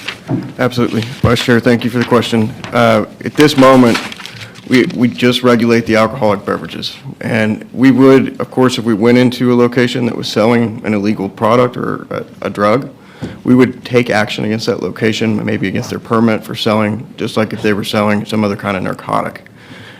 With the products in question today, they aren't considered illegal for us at this point. So we don't have any regulatory authority in those circumstances. Members? Oh, Mr. Turner? Thank you, Mr. Chairman. So under House Bill 28, which we're hearing now, the drinks would be permitted to be sold in package stores, is my understanding of the bill. What would that look like for TABC? If this bill became law and y'all were granted regulatory oversight of this one particular set of products, what would you have to do, what would TABC have to do to sort of stand up its regulatory framework to be able to implement the bill? Thank you for the question. We would have to create a permit and licensing system based on the layout of the bill, which would regulate it really like a product that's an alcoholic beverage. So it would be sold in the locations that already have alcoholic beverage permits. They'd have to get an additional CBD permit to sell hemp beverages. So it would take some time, obviously, to stand that up, get those permits available out there. It would be theoretically in locations that we're already at. So right now, the state of Texas has about 58,000 licensed locations for selling alcoholic beverages. In this bill, it's going to limit how many locations could actually sell it. If we're looking at package stores only, we're talking more like 2,500 locations currently under law. But the bill also gets into allowing mixed beverages, private clubs, and some on-premise retailers to sell the products as well. So we're talking about locations that already have alcohol permits with us. I don't foresee, I mean, I can't predict what the market's going to do, but I do think that will limit how many locations are selling these products to something similar to what's in the market today with alcoholic beverages. Okay. And would TABC's role be simply to license and then regulate the retailer or the permit holder, or would you also have a role in regulating or testing or otherwise analyzing the actual contents of the beverage? After reading through the sub, with the way that we understand it is that the testing piece of it we wouldn't be doing. Instead, before you could bring a product into market as a producer, you'd have to go to the Department of Health and Human Services and have them test that product. What we do currently with alcoholic beverages, if we get a complaint that maybe they're mislabeled or there's more alcohol in there than they say there is, we have a lab and we can do that testing. We're not set up to do the testing for the hemp beverages. Okay. So we could go into the store, we would buy the product or seize it, however we needed to take action, and then take it to one of the laboratories that are made for testing this product. And based on those results, we could take administrative action to suspend or take away their permit. Okay, so currently you do test alcoholic beverages if there's a need? Yes, sir. If there's a question raised. But under this bill, you could confiscate the product, but then you'd have to send it over to dishes for them to test. Is that right? Yes, or a DPS lab. Yes, sir. Or DPS, right, okay. Okay, thank you. Speaker Phelan. Thank you, Mr. Chairman. Regarding other states, do some just strictly keep the THC beverages? Let's say it's not a single serve, let's say it's a multi-serve, bottle or whatever. Is that limited to what would be considered a traditional liquor store, or do they have it in bars and restaurants? How's it treated? How do other states treat that particular product? Appreciate the question. I'm not familiar with what all the other states are doing. I have spoken to states like Arizona, where cannabis is legal, and this market has popped up, and they're trying to decide whether they're going to ban it or allow for it and regulate it like alcohol. And that's been a challenge for some of those agencies out there. The way I would envision this, based on 28, and maybe we have to do some rules, we'll look more at the sub, but let's say you had a product that was a 750 ml container. The way that this sub is set up is the consumer could not buy more than 10 milligrams a day. Well, if you've got a 750 milliliter bottle, it's going to have multiple servings of that 10 milligram in it.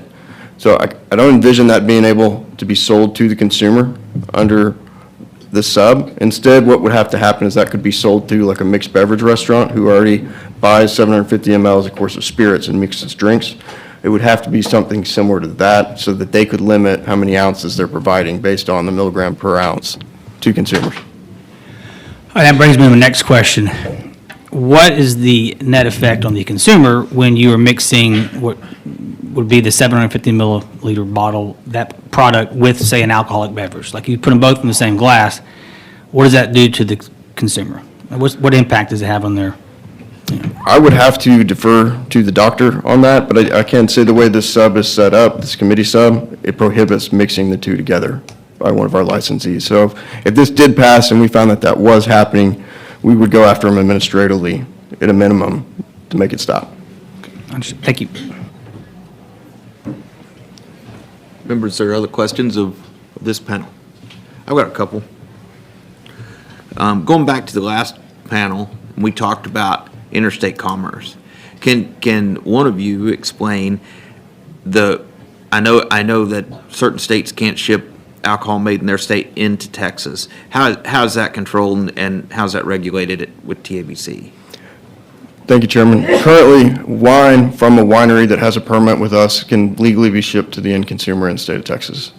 Outside of that, alcoholic beverages are not legally allowed to be shipped to consumers in the state.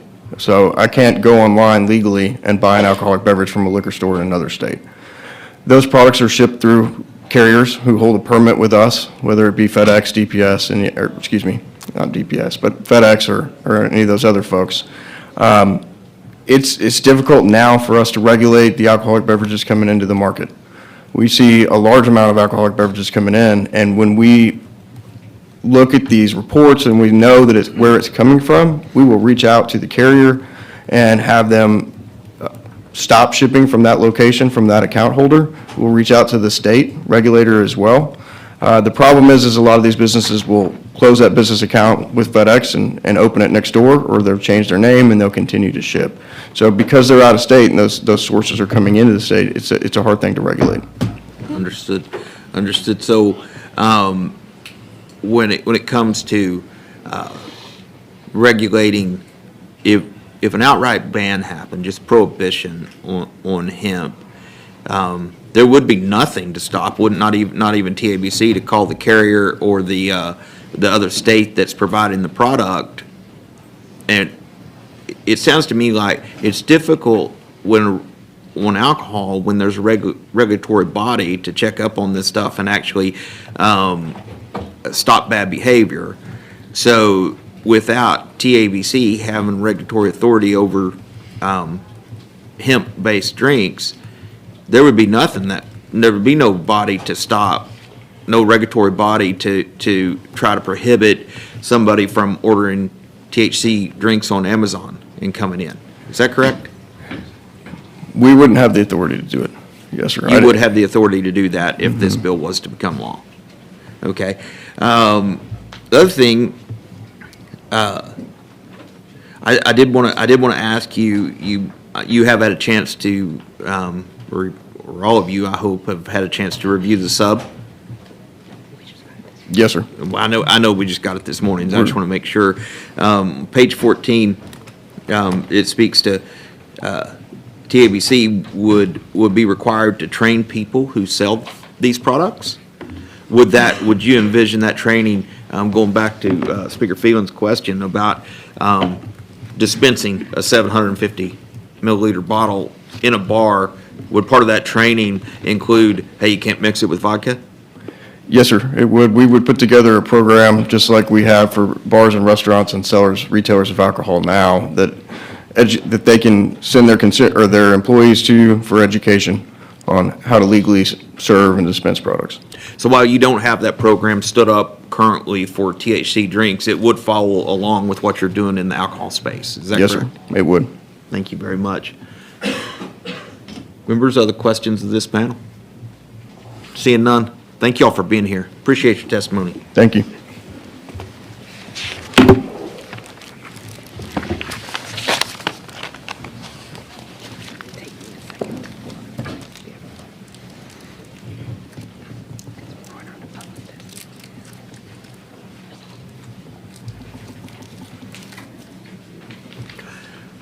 To the point of reference, there is an additional overflow room in E1010.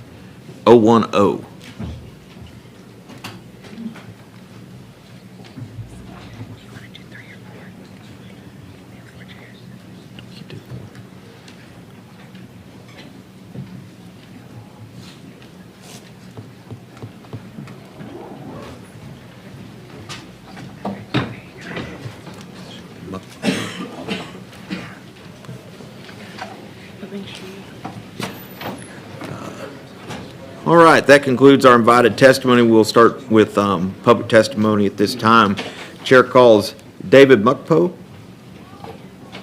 Chair calls Susan Hayes. Chair calls Benjamin Meggs. Chair calls Andrea Steele.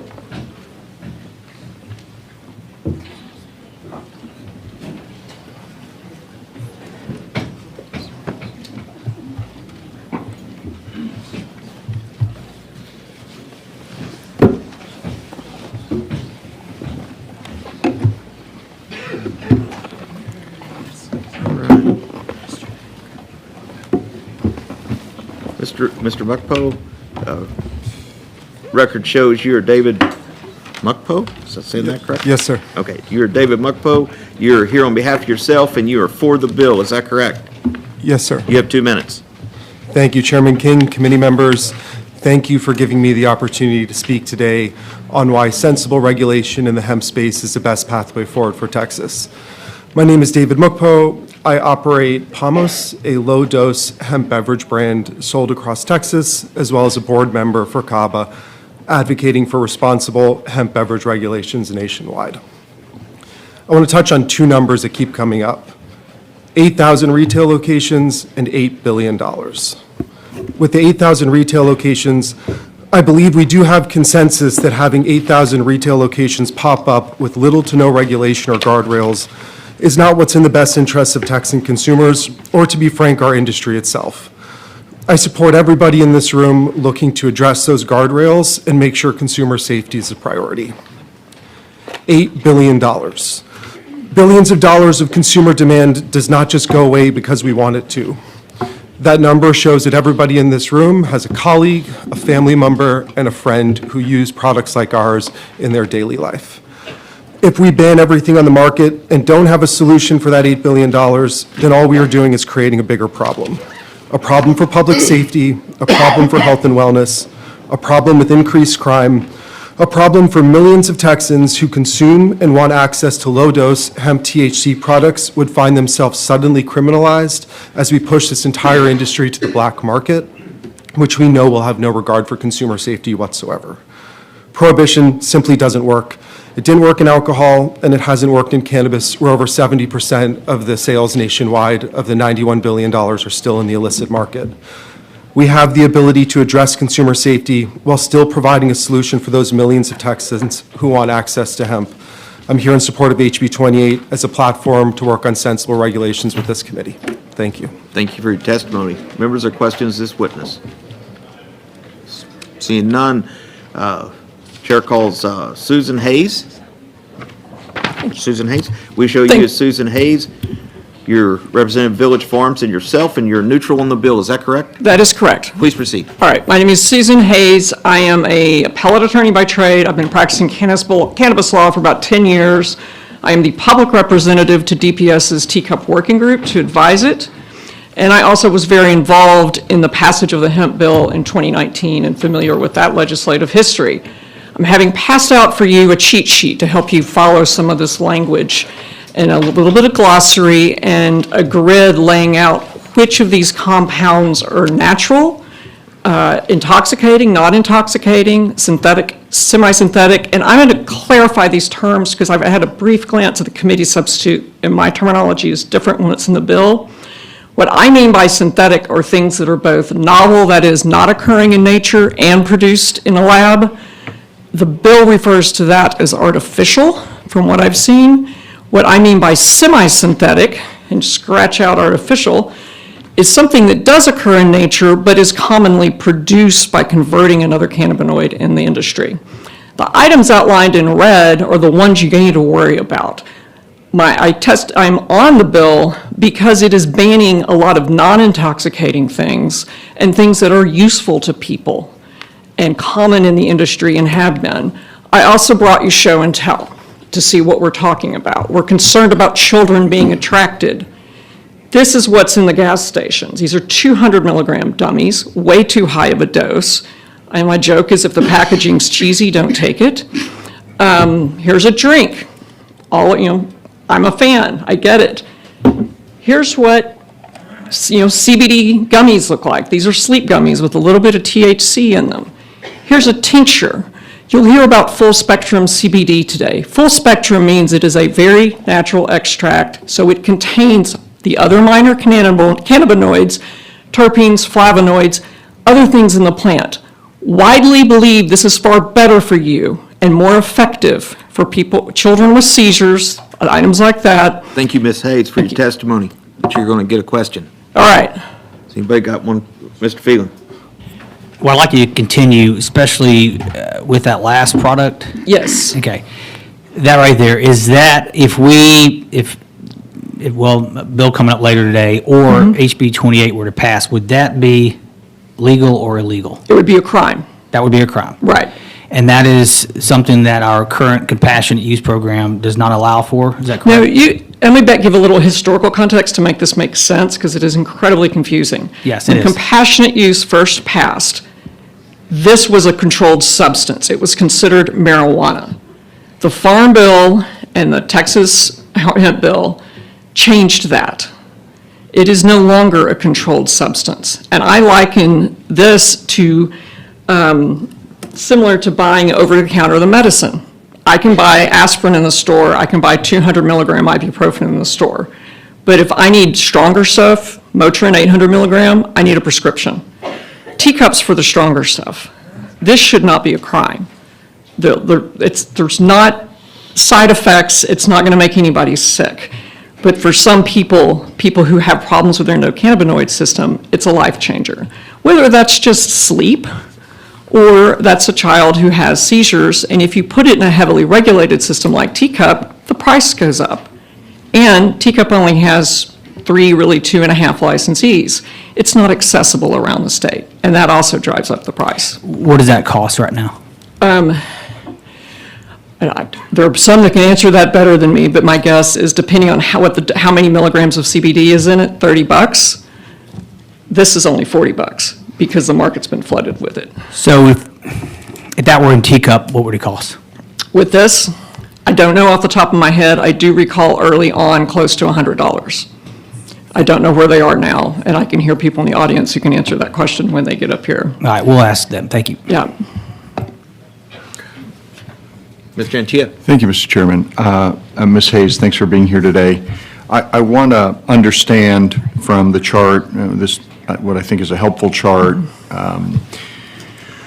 As policymakers, what we're trying to get at here, it is your testimony that the underlying bill would outlaw non-intoxicating natural products like the full spectrum hemp, the broad spectrum hemp, the CBD, CBDA, CBDV, CBG, and I can go down that list. But those things you believe should not be outlawed, but that this bill may be overbroad and picks Correct. them up. Is that correct? That is correct. And of the many ironies for the bill missing the mark, by only allowing the isolates, the CBD, CBG, and some THC, you're requiring more manufacturing and chemical alteration to strip out all these other healthy things that are in a natural extract like this in order to be compliant.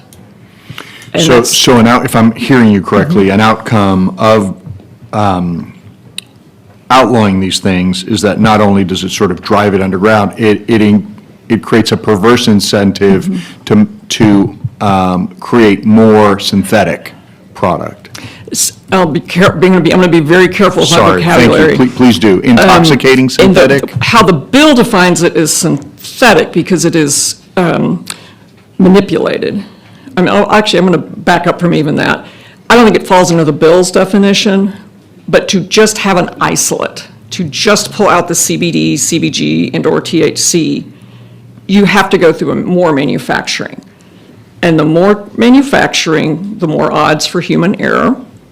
And what people are getting isn't as good for them as the fully natural product. You know, and you will hear the phrase entourage effect as this testimony goes on. This plant was meant to be taken all as a whole. It works better on our bodies when it comes with the minor cannabinoids, the terpenes, the flavonoids. You know, terpenes and flavonoids are in food. They're things that are good for us. And this bill would require it to be stripped down to the bone, to just a few cannabinoids, because if I'm understanding the testimony so far, our law enforcement apparatus is overwhelmed. The better policy is to fund our forensic labs fully. Other states do this all the time, regulating cannabis. I've been studying what other states do with this with cannabis and how to regulate it for 10 years now. It is no big deal to test a full spectrum of what's in a product. Nevada does it, Canada does it, Colorado does it, Canada does it too. And it shouldn't cost $1,000, like Dishes testified. Somebody has a hell of a contract with the state to being paid that much. Because the industry does it all the time. It's also not, and you'll see on each of these products, there's a QR code. That links to the certificate of the analysis. Current Texas law from 2019 requires that each hemp product by batch, meaning a manufacturing batch. I'm sorry, Darby isn't here because he had that question about what is a batch. Be tested. That link, and this was I remember having these discussions in 2019 with Senator Perry's office, so the consumers would know what they're getting. Now, there's a lot of non-compliance. That's one way I test when I'm in stores. Does the QR code work? These tend not to work. These do. As we're thinking about the range of outcomes in regulation, I don't know if you were here when I visited with some of the state regulators, both the lab and Dishes about this. I think we're trying to balance the fact that this massive market exists, right? We've heard testimony that the market exists. Products tend to find their way to market, Yes. right? It is our role to try to maximize the social good, right, from products finding their way to market. At the same time, do it transparently and legally in our regulatory regime. We also have to be cognizant of the fact that any market participants want to maximize their profits, right? And oftentimes will maximize profits and then socialize costs. That happens in a bunch of different industries throughout this state. And so because, and that was the reason I was visiting with the folks about the testing labs, because that is a socialized cost of this market activity, right? And so the question is, as we're trying to achieve a market equilibrium here that provides positive health benefits, a social good,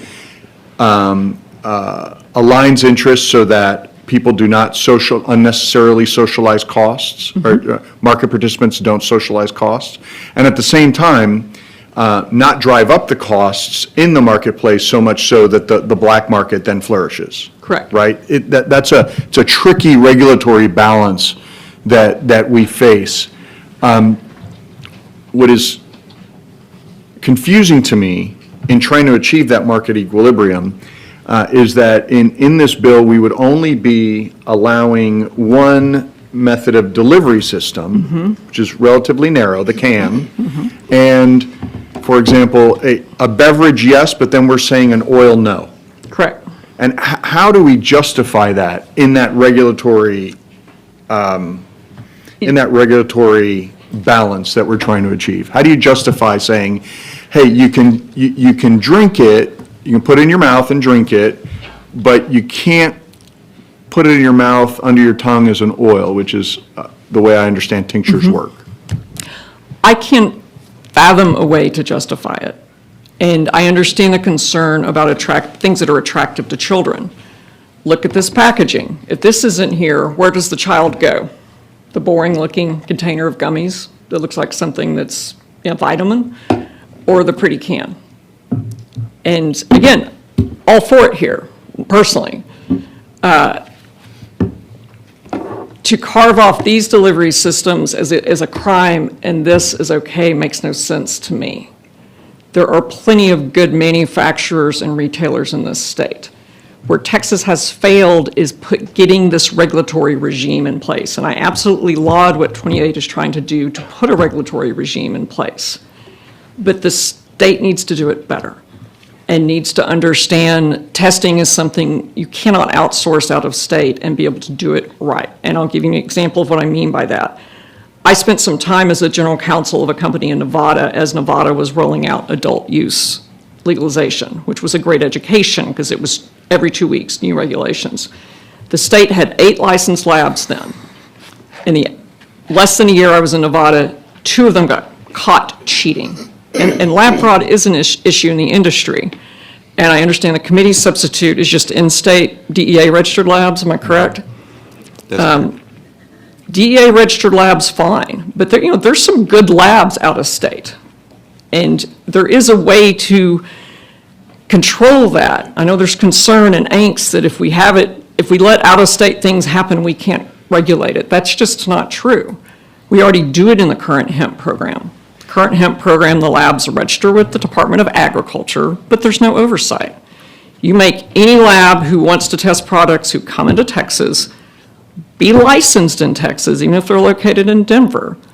And then you've got to test them. You've got to check their work. And if you bust them cheating, yank their license, recall the products with their license number on them. That creates the economic incentive to keep people from cheating, but it also allows that market equilibrium, that the good actors can rise to the top. And I think it was, if I can't remember if it was you, Chairman King, or Phelan, who had the question about in-state manufacturers being forced out, and then out-of-state manufacturers are getting Amazoned or Alibaba'd in. That's a terrible outcome. You're not going to be able to make sure the products here are safe and effective with that kind of regulatory regime. Thanks for the answers. All right. Mr. Guillen has a question before we move on. So, stuff in red that you call intoxicating and that are under the columns for semi-synthetic or artificial, and then another column under synthetic, are those allowed today or are they banned today? I'm an appellate lawyer. I can write that brief both ways. But under the Controlled Substance Act, I think some of them are illegal, but you don't have the will in prosecutors and law enforcement to go after them. And specifically, the Controlled Substance Act has a whole paragraph on tetrahydrocannabinols other than marijuana, including, not limited to, but including Delta-3, Delta-6, et cetera. That's there. And I also get this worry from the government that if we can't keep up with all these new things they're inventing, so we should just ban everything. A sentence I've heard in the Senate side is if I can't understand it, I should ban it. If you can't understand it, you're not going to be able to ban it effectively. The state needs to understand it. And other states have already accomplished this goal by specifying you can have these naturally occurring, non-intoxicating cannabinoids and a tad of THC, and everything else is no-go. It's not that hard to do. But you do also have to invest in the enforcement, get that. It's very possible to accomplish this and do what other states have already been doing without throwing these other things out because you're worried about this. But then you're just going to allow the cans. Thank you. Mr. Anchia. Thank you, Mr. Chairman. Just one follow-up. As we're looking to achieve this market equilibrium, what state should we be looking at for referential regulatory regime? I'm familiar with some more than others, and one statute I've looked at more because I know a lot of work went into it is Colorado's. Colorado saw this intoxicating hemp issue coming 6 years ago. They passed a bill to create an advisory committee, staffed it with scientists, marijuana business people, hemp business people, moms who hated everything, moms who wanted it because it was, this was good for their kids with seizures, and they studied it and, let the science and facts drive the policy. And because it's hard to write a bill, once they came to a political consensus, that committee spent over 100 hours in meetings. They wrote a model bill, it passed in close to final form. And that's where I took my list of intoxicating versus non-intoxicating because I trust their work. And on the beverage side, that is newer. I can't cite a state that I know that I've studied and you can say they've done it right, but it's similar. You cap your THC. You understand when THC is mixed with CBD, it's not as intoxicating. And I do think it's a great idea to take that regulatory infrastructure we already have with TABC because they have boots on the ground around the state, which Dishes lacks, and you regulate it. You use the packaging to tell you this is legit or this is not. We've been concerned about law enforcement being able to tell at a roadside, is this thing legal or not? If they're educated about what's the correct packaging for Texas, then they know this is something that came from a legitimate Texas manufacturer or retailer and not something that's been bootlegged out of state from California. Thank you. Mr. Raymond. Hey, Susan. Finish chilling us, then what did they do in Colorado? Colorado did their study, did a model bill. They specify in statute intoxicating, non-intoxicating, and then what's synthetic. The way they handle the problem of new things being invented in the market, because the marketplace will be forever inventive, is if it's on the approved list of non-intoxicating, then you may produce it. If it's on the definitely intoxicating list, you may not produce it. And if it's anything new, you have to come ask the state for permission first. And it's that third category that catches new things that the legislature can't keep up with because you only meet every 2 years and the market will always be innovating faster. So if we had the Colorado law in place in Texas, how would things be different right now? Well, if we had had that in place the last 4 years, you wouldn't have this everywhere, for one. And, in these, most of what I've seen in stores, they're not just Delta-9, they're a cocktail of synthesized natural cannabinoids like Delta-9, but also completely novel synthesized cannabinoids that we don't have a history of human beings taking and may or may not know what it's going to do to people. So we wouldn't have synthetic, or does Colorado have some synthetic that has been approved by the state, is that what you're saying, or? And I'm going to be, again, careful about the vocabulary words. If you mean something that's manufactured, I can't recall off the top of my head if they allow the manufacturing, and actually, as I recall, they do, because some cannabinoids are rare enough in the plant, like CBN or THCV, and even though that starts with the letters THC, it's not intoxicating. And there's some great science on it for managing weight loss, diabetes. I just saw one this last week, because I'm the kind of nerd who searches PubMed for fun, the NIH database, of THCV being used as an antipsychotic. And it is often manufactured from an existing cannabinoid because it's cheaper than trying to extract it from the plant. And that's a category that Colorado calls semi-synthetic. So do you know, maybe the chief, I wish the chief was back up on the panel, but. Chief Nye? Yeah. From how- Allen. How the law enforcement community in Colorado feel about the existing laws in Colorado? I don't know, but I'll find out. It might be helpful to the Yeah. chairman. Certainly. Absolutely. Yeah, thank you. Members, there are other questions of this, of Ms. Hayes? Ms. Hayes, would you mind if Riley borrows your props for a minute so I can see them? Yeah. We're not popping any tops. Did you count them? Thank you. We'll return them to you. Okay.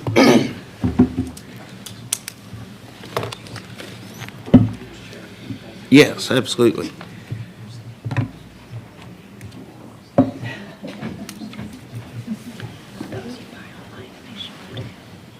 I see they are gluten-free.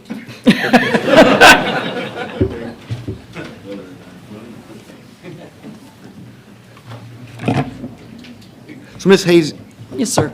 I think you testified, like if you buy this, that QR code's gonna work, Yeah, correct? But if you buy this, probably not, probably not. Or because we really don't know what's in this. another tell is it should be batch specific. So if you go to a certificate of analysis that's 3 years old, it's not for that batch. Did you buy this way?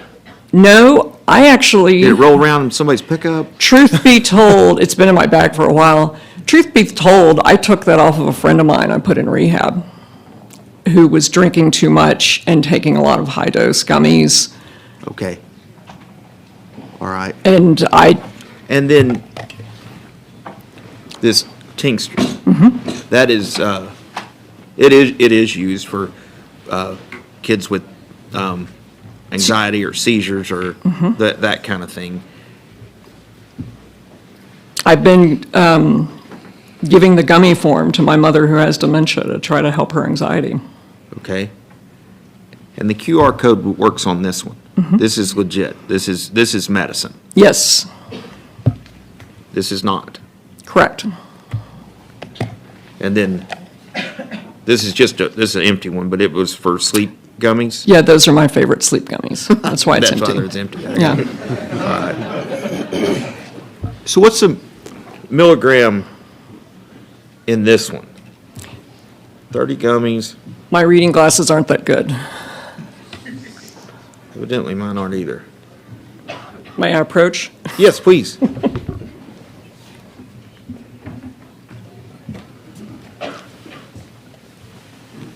That is 5 milligrams of CBN, Okay. 25 of CBD, and 5 milligrams of THC in full spectrum. So it's going to have minor cannabinoids, terpenes, flavonoids in it. Okay. Thank you for that. All right. At this time, sir, Mr. Metcalf has a question for you. Duet. Just to keep us on track, please say your name again. Susan Hayes. Thank you, Ms. Hayes. So, just so I'm clear, you can buy this where? I probably got that in a gas station, or I may have gotten it in a liquor store, I can't remember. But I took it out of my refrigerator this morning. It's still cold. Yeah. So, you can buy this at a package store, correct? Yeah, I believe that Specs and Total Wine carry that brand as well. And you can buy it at a supermarket, gas station? I haven't seen them in supermarkets, but I have seen them in gas stations and in a fancy hotel gift shop. Where do you buy these? Like, is this at a gas station too? or- No, I got those from my client, but they also ship it online, and I believe they sell to some boutique stores in Texas. The vape shops that I see everywhere, do they carry this kind of stuff? Typically, no. And I go in them and look and see, and you don't see what I think of as a boutique hemp shop higher quality product in most of the vape shops. You see things that I can tell came from out of state and aren't from Texas manufacturers. Where's the eyedropper thing? It's down there. Okay, that's fine, keep it down. Where do you get that? Is that The prescription? tincture's also a Village Farms subsidiary product. So that is sold online in Texas, and I think also sold through some boutique stores.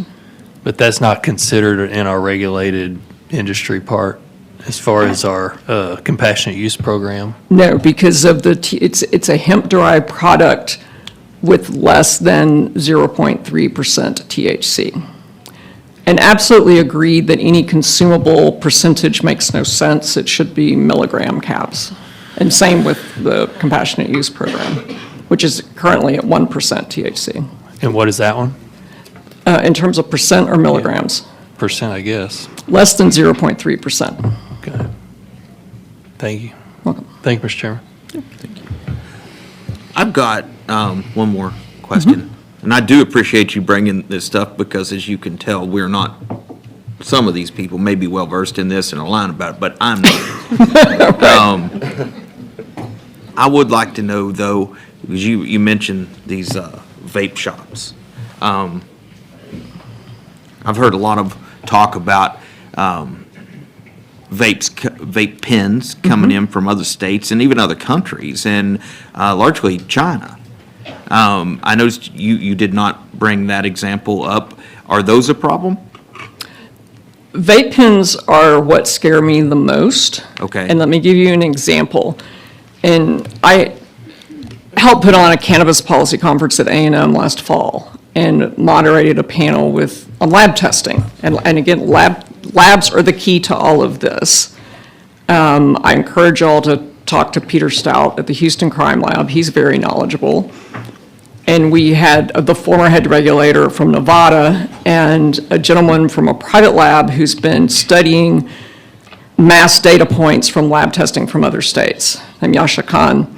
And the question I posed to them is, let's say you've got a couple high school kids hitting a black market vape, one of them came up with, behind high school, and they collapse, frothing, maybe seizing.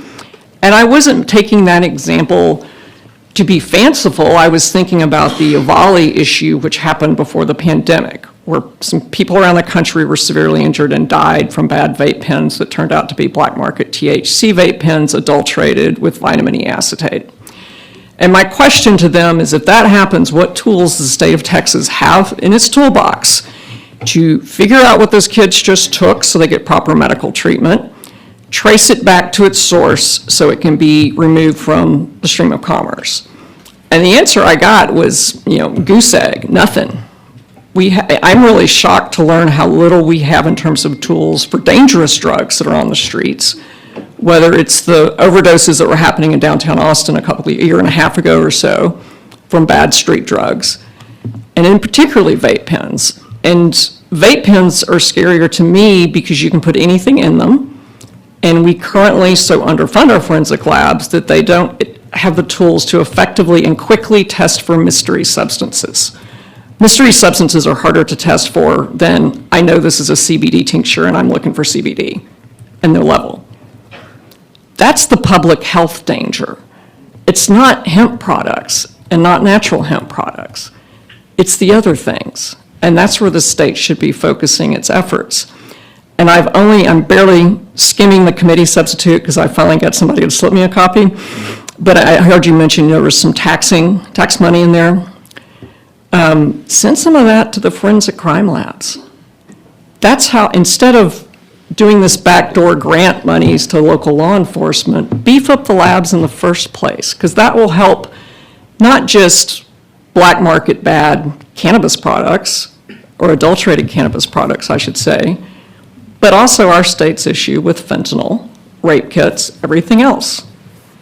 So one thing you just said, and I'm glad we went down this line of questioning, because the unknown origin vape pens seem to they certainly cause me the most concern when I see kids on these things, and they don't know what's in them, besides whether it's the synthetic hemp or what else is in that thing?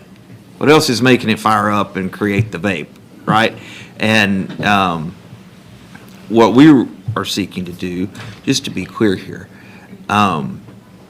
it appears to me, even on the products that you showed us, and I really appreciate you bringing them. I mean, anytime we get that kind of visual aid, I think it's helpful. But it appears to me the products that you have shown us that are legit. Yeah. The packaging, the amount is safe. It appears to be safe. The other stuff doesn't appear to be safe. We're seeking to get rid of everything that's unsafe, and while I do understand the argument of you're picking the drinks over these other things, it's my opinion that we have an elephant here, and trying to eat the elephant more than one bite at a time also causes a problem, but the packaging on the drink and the testing that has gone into that product seems to be far above this. Certainly. Is that correct? Or the vape pen that we don't have an example of, and I don't need one. I just would that be fair? It'd be fair, but it's also fair to say for the established hemp product companies who make gummies or tinctures, other delivery forms, they're ahead of the beverages. They've been doing it longer. Okay. Well, here's the just for a point of clarification, then Mr. McQueenie has a question because you asked about the tax and the fee money. A third would go to TABC, a third would go to DSHS, and a third to support opioid and narcotic response by local law enforcement. So that's what just clarification, that's what the sub calls for how the money to be split up. Mr. McQueenie. Thank you, Mr. Chairman. Regarding these vape pens, do you have a suggestion for the illicit vape industry as it pertains to this product line? I mean, is there a suggestion out there of what you're seeing? I mean, Sorry, a suggestion a suggestion to the from industry regulation or to the or a state? suggestion on how to enforce it? I mean, it seems that these vapes are a massive problem. I agree with the chairman. And how do you know what's in that vape, if it's a legitimate one or a THC one, if it's from China, if it was made in, Fort Worth? Do you have any suggestions, or is there any way to follow up on that? And you If that's also the have a bad problem actor. with teenagers getting in serious trouble and being charged with felonies because they do what teenage boys do, and that is dumb things. And Got a teenage boy, I'm well aware. used to run around with a lot of them when I I'm was going a to pull this teenager. footage up for, no. And that's unfair. This harsh criminalization on kids or anyone else who isn't getting the consumer education. And there are a wide spectrum of vape pens. There are cheap vape pens from China that maybe the temperature of the product's heated at makes a big difference. That was part of the issue with vitamin E acetate. When vitamin E acetate is heated to a certain temperature, it converts to a very dangerous substance, and it should never be ingested into the lungs. Some terpenes, when heated to high temperatures, can become benzene. So the pen itself, the mechanics, are also important, not just the stuff that's going inside of it or the oil that's going inside of it. To effectively regulate including ban things, you have to be able to regulate in the first place, if that makes any sense. Because you're never, ever, ever going to get rid of it all by banning it. But when you know what a good product looks like, when law enforcement knows, one issue when hemp passed, I tried to work on, hey, can we educate local law enforcement so some poor truck driver with a load of hemp biomass doesn't go to jail? There was no system for educating them. It's just whether the random continuing education class they went to would teach them. I couldn't get DPS to put on their website what the rules were. You can visually tell the difference between these two. With vape pens, that is harder, but if you've got a system where they're accessible to the people who use them and like them, that's where more of the market is going to go. That may not keep it out of the hands of kids, but it's better than them ordering things off Alibaba where we don't know where they came from. And I wish I had a magic answer to that. I think that's probably the hardest It's problem pretty to clear solve. that the that with your line of answers, that you are very concerned about these vape pens and the illicit market there and the ability to regulate it. So that's, thank you, Mr. Chairman. Mr. Phelan. Thank you, Mr. Chairman. Okay, I have a good idea what's going to happen to you if you take that gummy right there. This one? Yeah. Yeah. Okay. What happens to the consumer with the oil? Is that something you take and you can drive a car, or you can go teach a class, or, I mean, what does that do to the average person? This one is CBD with some CBN. And how it affects people depends on their own chemistry. It also depends, and this is true of any cannabinoids, it also depends on our own endocannabinoid system. You know, my running joke is my mother and Willie Nelson have a very different endocannabinoid system. People who have severe medical issues, and I'm going to take THC as an example, because these aren't intoxicating products at all. And this goes to dosing. And I know you'll have a cap in this bill. There's a teacup bill with some caps in it. What is an appropriate dose for people depends on their personal body chemistry and their physical condition. And I'll give you an example. I've been doing this work, I've gotten to know a family in East Texas who had a daughter with severe Tourette's. Couldn't leave the house for 2 years. Her body ticking was so violent when she's 13, 14 years old. And they gave her THC oil illegally. And it took 25 milligrams a day to get her out of that condition. But that dose did not make her high. 25 milligrams would put me in bed for a week. And then once she came out of that condition, she takes 5 milligrams a day to maintain. 5 milligrams of THC alone would make me plenty high, doesn't make her high, because her endocannabinoid system's out of whack. And the cannabinoids coming in evens her up. Now, if I already have an even cannabinoid system, it's going to make me a little high, depending on the dose. CBD does have, people misuse the term psychoactive. Psychoactive doesn't mean make you high, it means it affects how you feel. CBD can change how you feel, it makes people feel better. The first time I took a fairly high dose of it drinking a tea at a boutique off 6th Street, and as I was driving myself home across the river and thought, did this make me feel different? I realized, oh, I'm not all pissed off at the traffic. It just sort of literally makes you chill out a little bit and relax a little bit. So back, I believe our compassionate use program started about 2015? Yes, 2015. We have not expanded it very much. No. It's very expensive, very Yes. limited entry. I'm very, I was a freshman in the House voting for compassionate use. Growing up, I didn't know the difference between oregano and weed, but I knew it was the right thing to do. You talk to individuals who have severe disabilities, and it was it could have been a game changer. Now, I don't think we're there yet with our own compassionate use program, but it does certainly seem like there are products currently on the market that are legal now, maybe not legal at the end of this session, that fill in the gaps of the compassionate use program. Is that a fair statement? That is absolutely a fair statement. And the testimony on these bills in the Senate, or the Senate SB 3, almost every witness talked about medical use. And it's not that they need to be in compassionate, the teacup program, because it's this, or it's this with a little bit of THC. That's not going to make anybody high. It doesn't need to be overregulated, because overregulation means excess cost, and that drives people back into the black and gray markets. So we're trying to straddle a recreational use versus a medicinal use in a lot of, at least in my mind. I don't want to walk into a store and see candy and chips and obviously marketed towards children and minors. No one wants to see that. I don't think anyone in this room wants to see that. So drawing the line is going to be difficult, because we've been doing this for almost 3 hours, and I'm still not sure what we're talking about.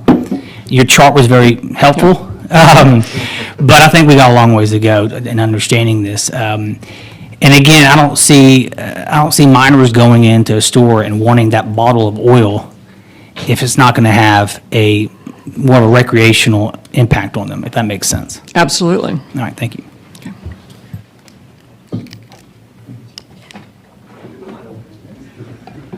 This is mineral water, by the way.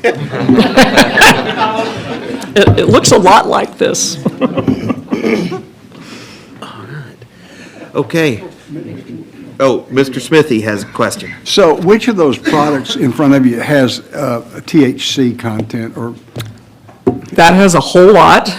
and what kind, what form is it? Is it a Delta 8 or 9? This has multiple forms. The front of the label has Delta 9 and HHC, which is a completely synthetic form. And I think if I hit the QR code, I'd pick up some more. I can't, I've looked at it before, but I can't remember which.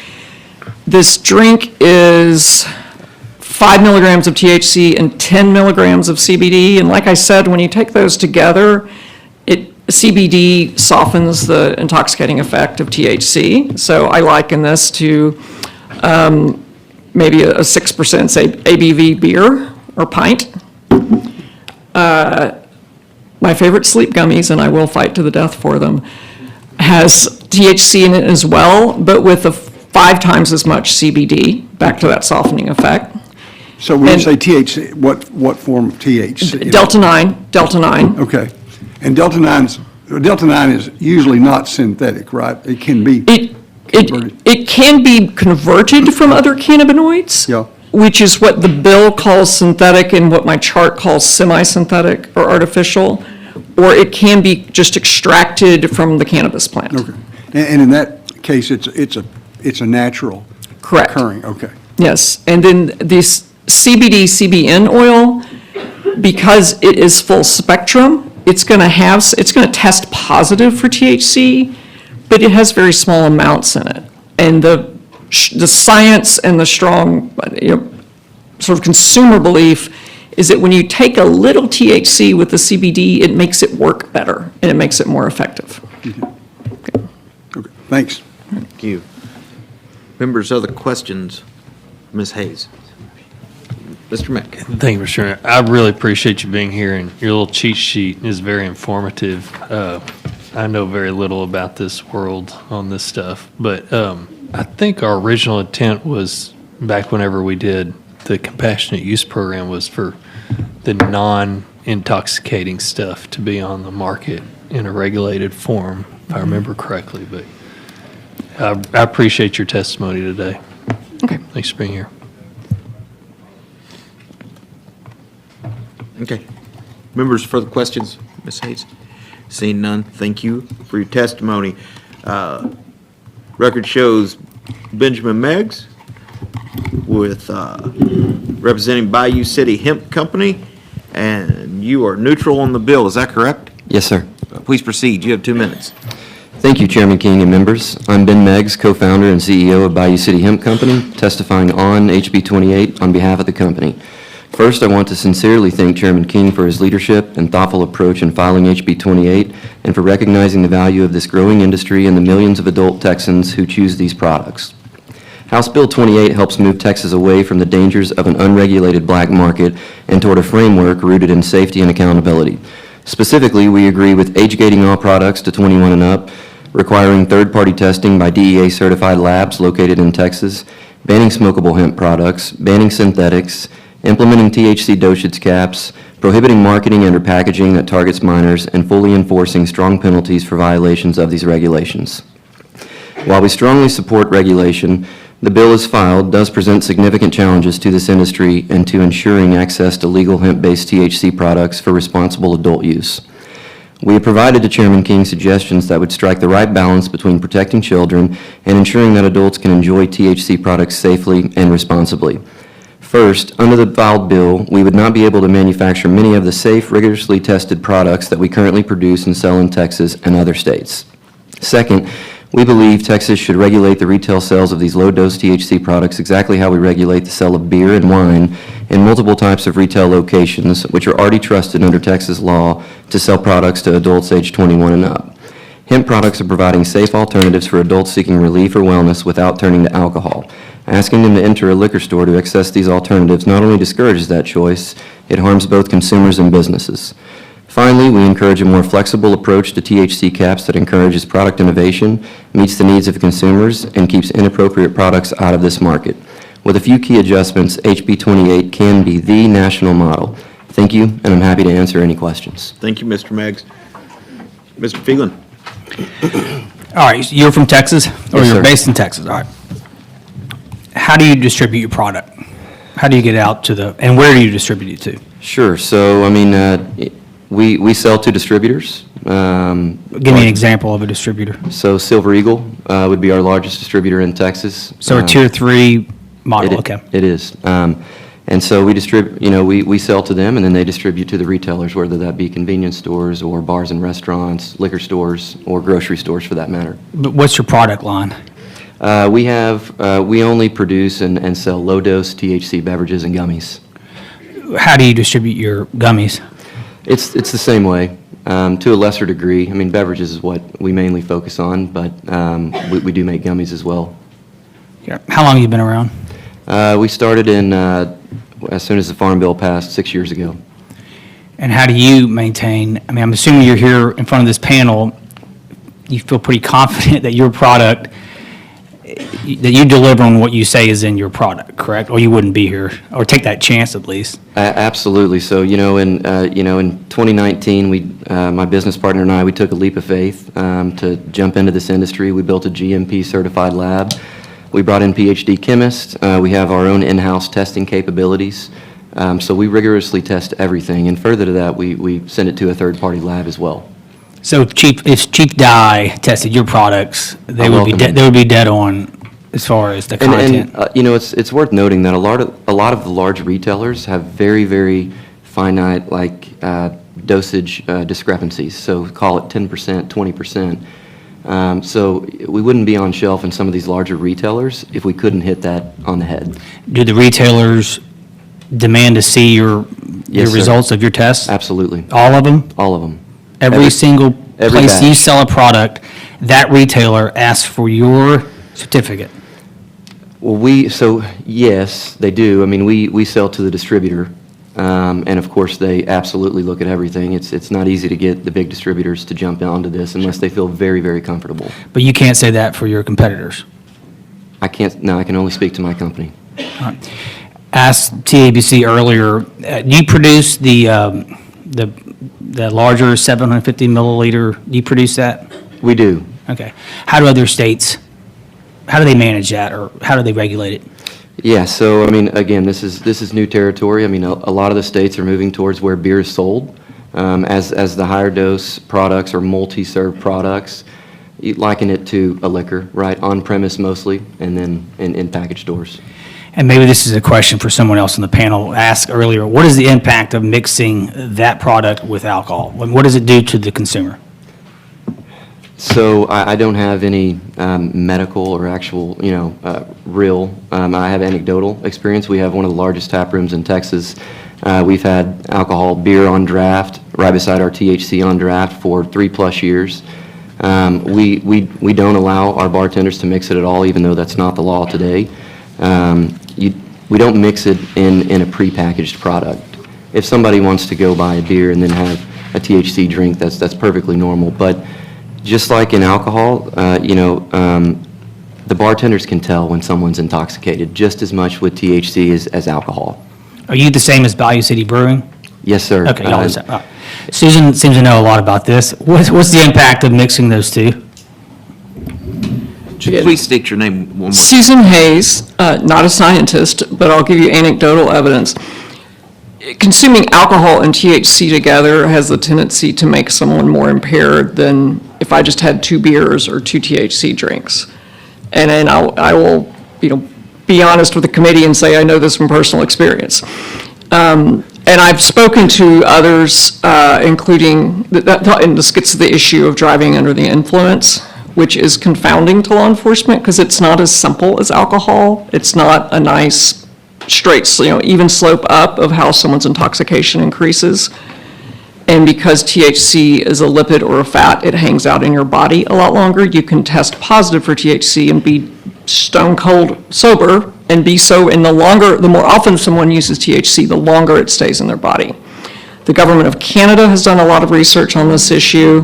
The Texas Transportation Institute is looking at it, but it's similar to what Mr. Meggs said about bartenders. When someone is impaired, you can tell they're impaired. Impaired driving is impaired driving, whether someone is drunk, high, or took a bunch of lorazepam or other prescription drug. Members, questions of Mr. Max? Ben, I've got one. Yes, sir. So, located in Texas, you've been around 6 years. You haven't had any fines or issues. Everything's been legal. Yes, sir. As to what you know today. If you're banned, and say we go down the road that you're banned and you can no longer brew these drinks in Texas, and say you move to Louisiana, and you set up your brewery there, would you still be able to ship that product to Texas residents? Yes, sir, we would. It's federally legal. We believe we would. Can't stop interstate commerce. Understand. Mr. Smith? What about, for instance, those other products? If we were to ban those, would you still be able to buy those? Sure, absolutely. I mean, it's federally legal. Okay. It would really, sorry to interrupt, sir. It would really only keep us from being able to manufacture in Texas, and we'd have to move to, say, a place like Florida and manufacture. And you would continue to do business, and if your customers in Texas wanted your product, you'd just ship it to them? We don't typically operate around the law like that, but yes, in theory, we could. Yes, sir. Okay. Well, theories are good. Okay. Members, other questions of Mr. Meggs? Seeing none. Record shows we have Andrea Steele representing the Texas Hemp Business Council and herself and against the bill. Is that correct? Yes, thank you. You have 2 minutes. Thank you. Good morning, Chairman King, Vice Chair Hernandez, and members of the State Affairs Committee. Thank you for allowing us to speak today. I'm Andrea Steele, an attorney with the Banks Law Firm, testifying, as you said, on behalf of the Texas Hemp Business Council. I represent hemp businesses and have done so since the legalization in Texas. I currently serve as Vice Chair of Operations of the International Cannabis Bar Association, as well as co-chair of its Legislative Advisement Committee, and I serve as a Vice Chair of the American Bar Association's Cannabis Law and Policy Committee. And I also consult on hemp litigation nationwide. I did not bring prepared notes. I actually left them back at my seat, but I had some other notes I wanted to bring up based off the things that I've heard. So just to provide some clarity, because it's very clear there's a lot of confusion, and it's not just among you, it's among law enforcement, it's among consumers, it's among companies. But one of the first things is the difference between synthetic and semi-synthetic and naturals, and Susan brought this up, but I want to hit on the K2/spice predicament that we had back in the 2010s.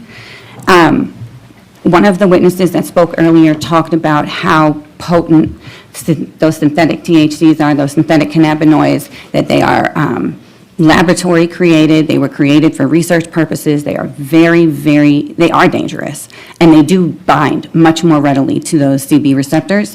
Those are already illegal. Those are already banned federally, they're banned in Texas. And that is not the same thing that a lot of the rhetoric around the hemp industry and the consumable hemp industry would have you believe. But the derivatives that are on the market now that are operating within the realms of the law have other cannabinoids, as Susan said, but they are not synthetic. Members, questions for Ms. Steele? I wanted to touch on the Ms. Steele, intent issue your as 2 well. minutes are up. I'm trying to find you off on here.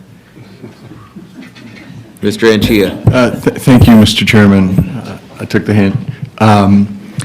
Ms. Steele, on this last issue that you wanted to visit, but I'd like to hear some more about that, please. So the intent, earlier there was a question about the intent of the Farm Bill. And there's a lot of also rhetoric about nobody intended for this to happen. But the intent of the 2018 Farm Bill was specifically to expand into the consumable hemp market, to remove it from the Controlled Substance Act, and to see what the industry would come up with, specifically adding on consumables. And so what happened naturally, this was not by design, but because of the way that the law was drafted, you can't regulate, the plants do not listen to the law. The plants do what the plants do. But because of the way that the law is written, a lot of innovation took place that was able to explode in a market of consumable hemp products that fall within the definition of the law. And And it's a supply and demand. I mean, it's very clear. This is not an issue just in Texas. This is an issue across the country. There is a huge market for these products. There is a huge demand for them, and there's a supply that's ready to meet it. And if you attempt to ban it, you're not going to be able to successfully do that. But as far as the intent going back, this is not a loophole. The intent was to explore the consumable hemp market and add that into an ability. When they went between the 2014 Farm Bill and 2018 Farm Bill, they specifically added language to allow for consumable hemp. The market did what the market naturally does, and the Texans and everybody else in the country has spoken very clearly that these are products that people want access to. And if the issue and the concerns are consumer safety, which those are valid concerns and they are issues, those can be addressed through reasonable regulations, not through government overreach. Just quick question as a follow-up. So the size, I think we heard testimony earlier, and any of you can take this question. We heard testimony earlier that the size of the market today is $9 billion, and I imagine that is in the legal market, because it's kind of, most things are legal today. Is there a black market still, even in this environment? And how big is that black market, if you could quantify it? I'm not able to quantify it, but I will tell you there's always going to be an illicit market for controlled substances or controlled substance-like things anyway. However, the $8 billion, sorry, I got distracted and got thrown off. The question is. I think the testimony earlier was it's a $9 billion market. $9 billion. And I may have had that data point wrong. Anybody who wants to take, Susan, do you want to take a stab at the? Yeah, I'm going to highlight you. There's a Please say your cannabis name, please. economist here named Robin Goldstein. who So can if you can answer that repeat your question. name. So I'm sorry, Susan Hayes. I don't know the size of the black market, but there's a cannabis economist named Robin Goldstein who's signed up as a witness who can answer that. I will direct my question to Dr. Goldstein.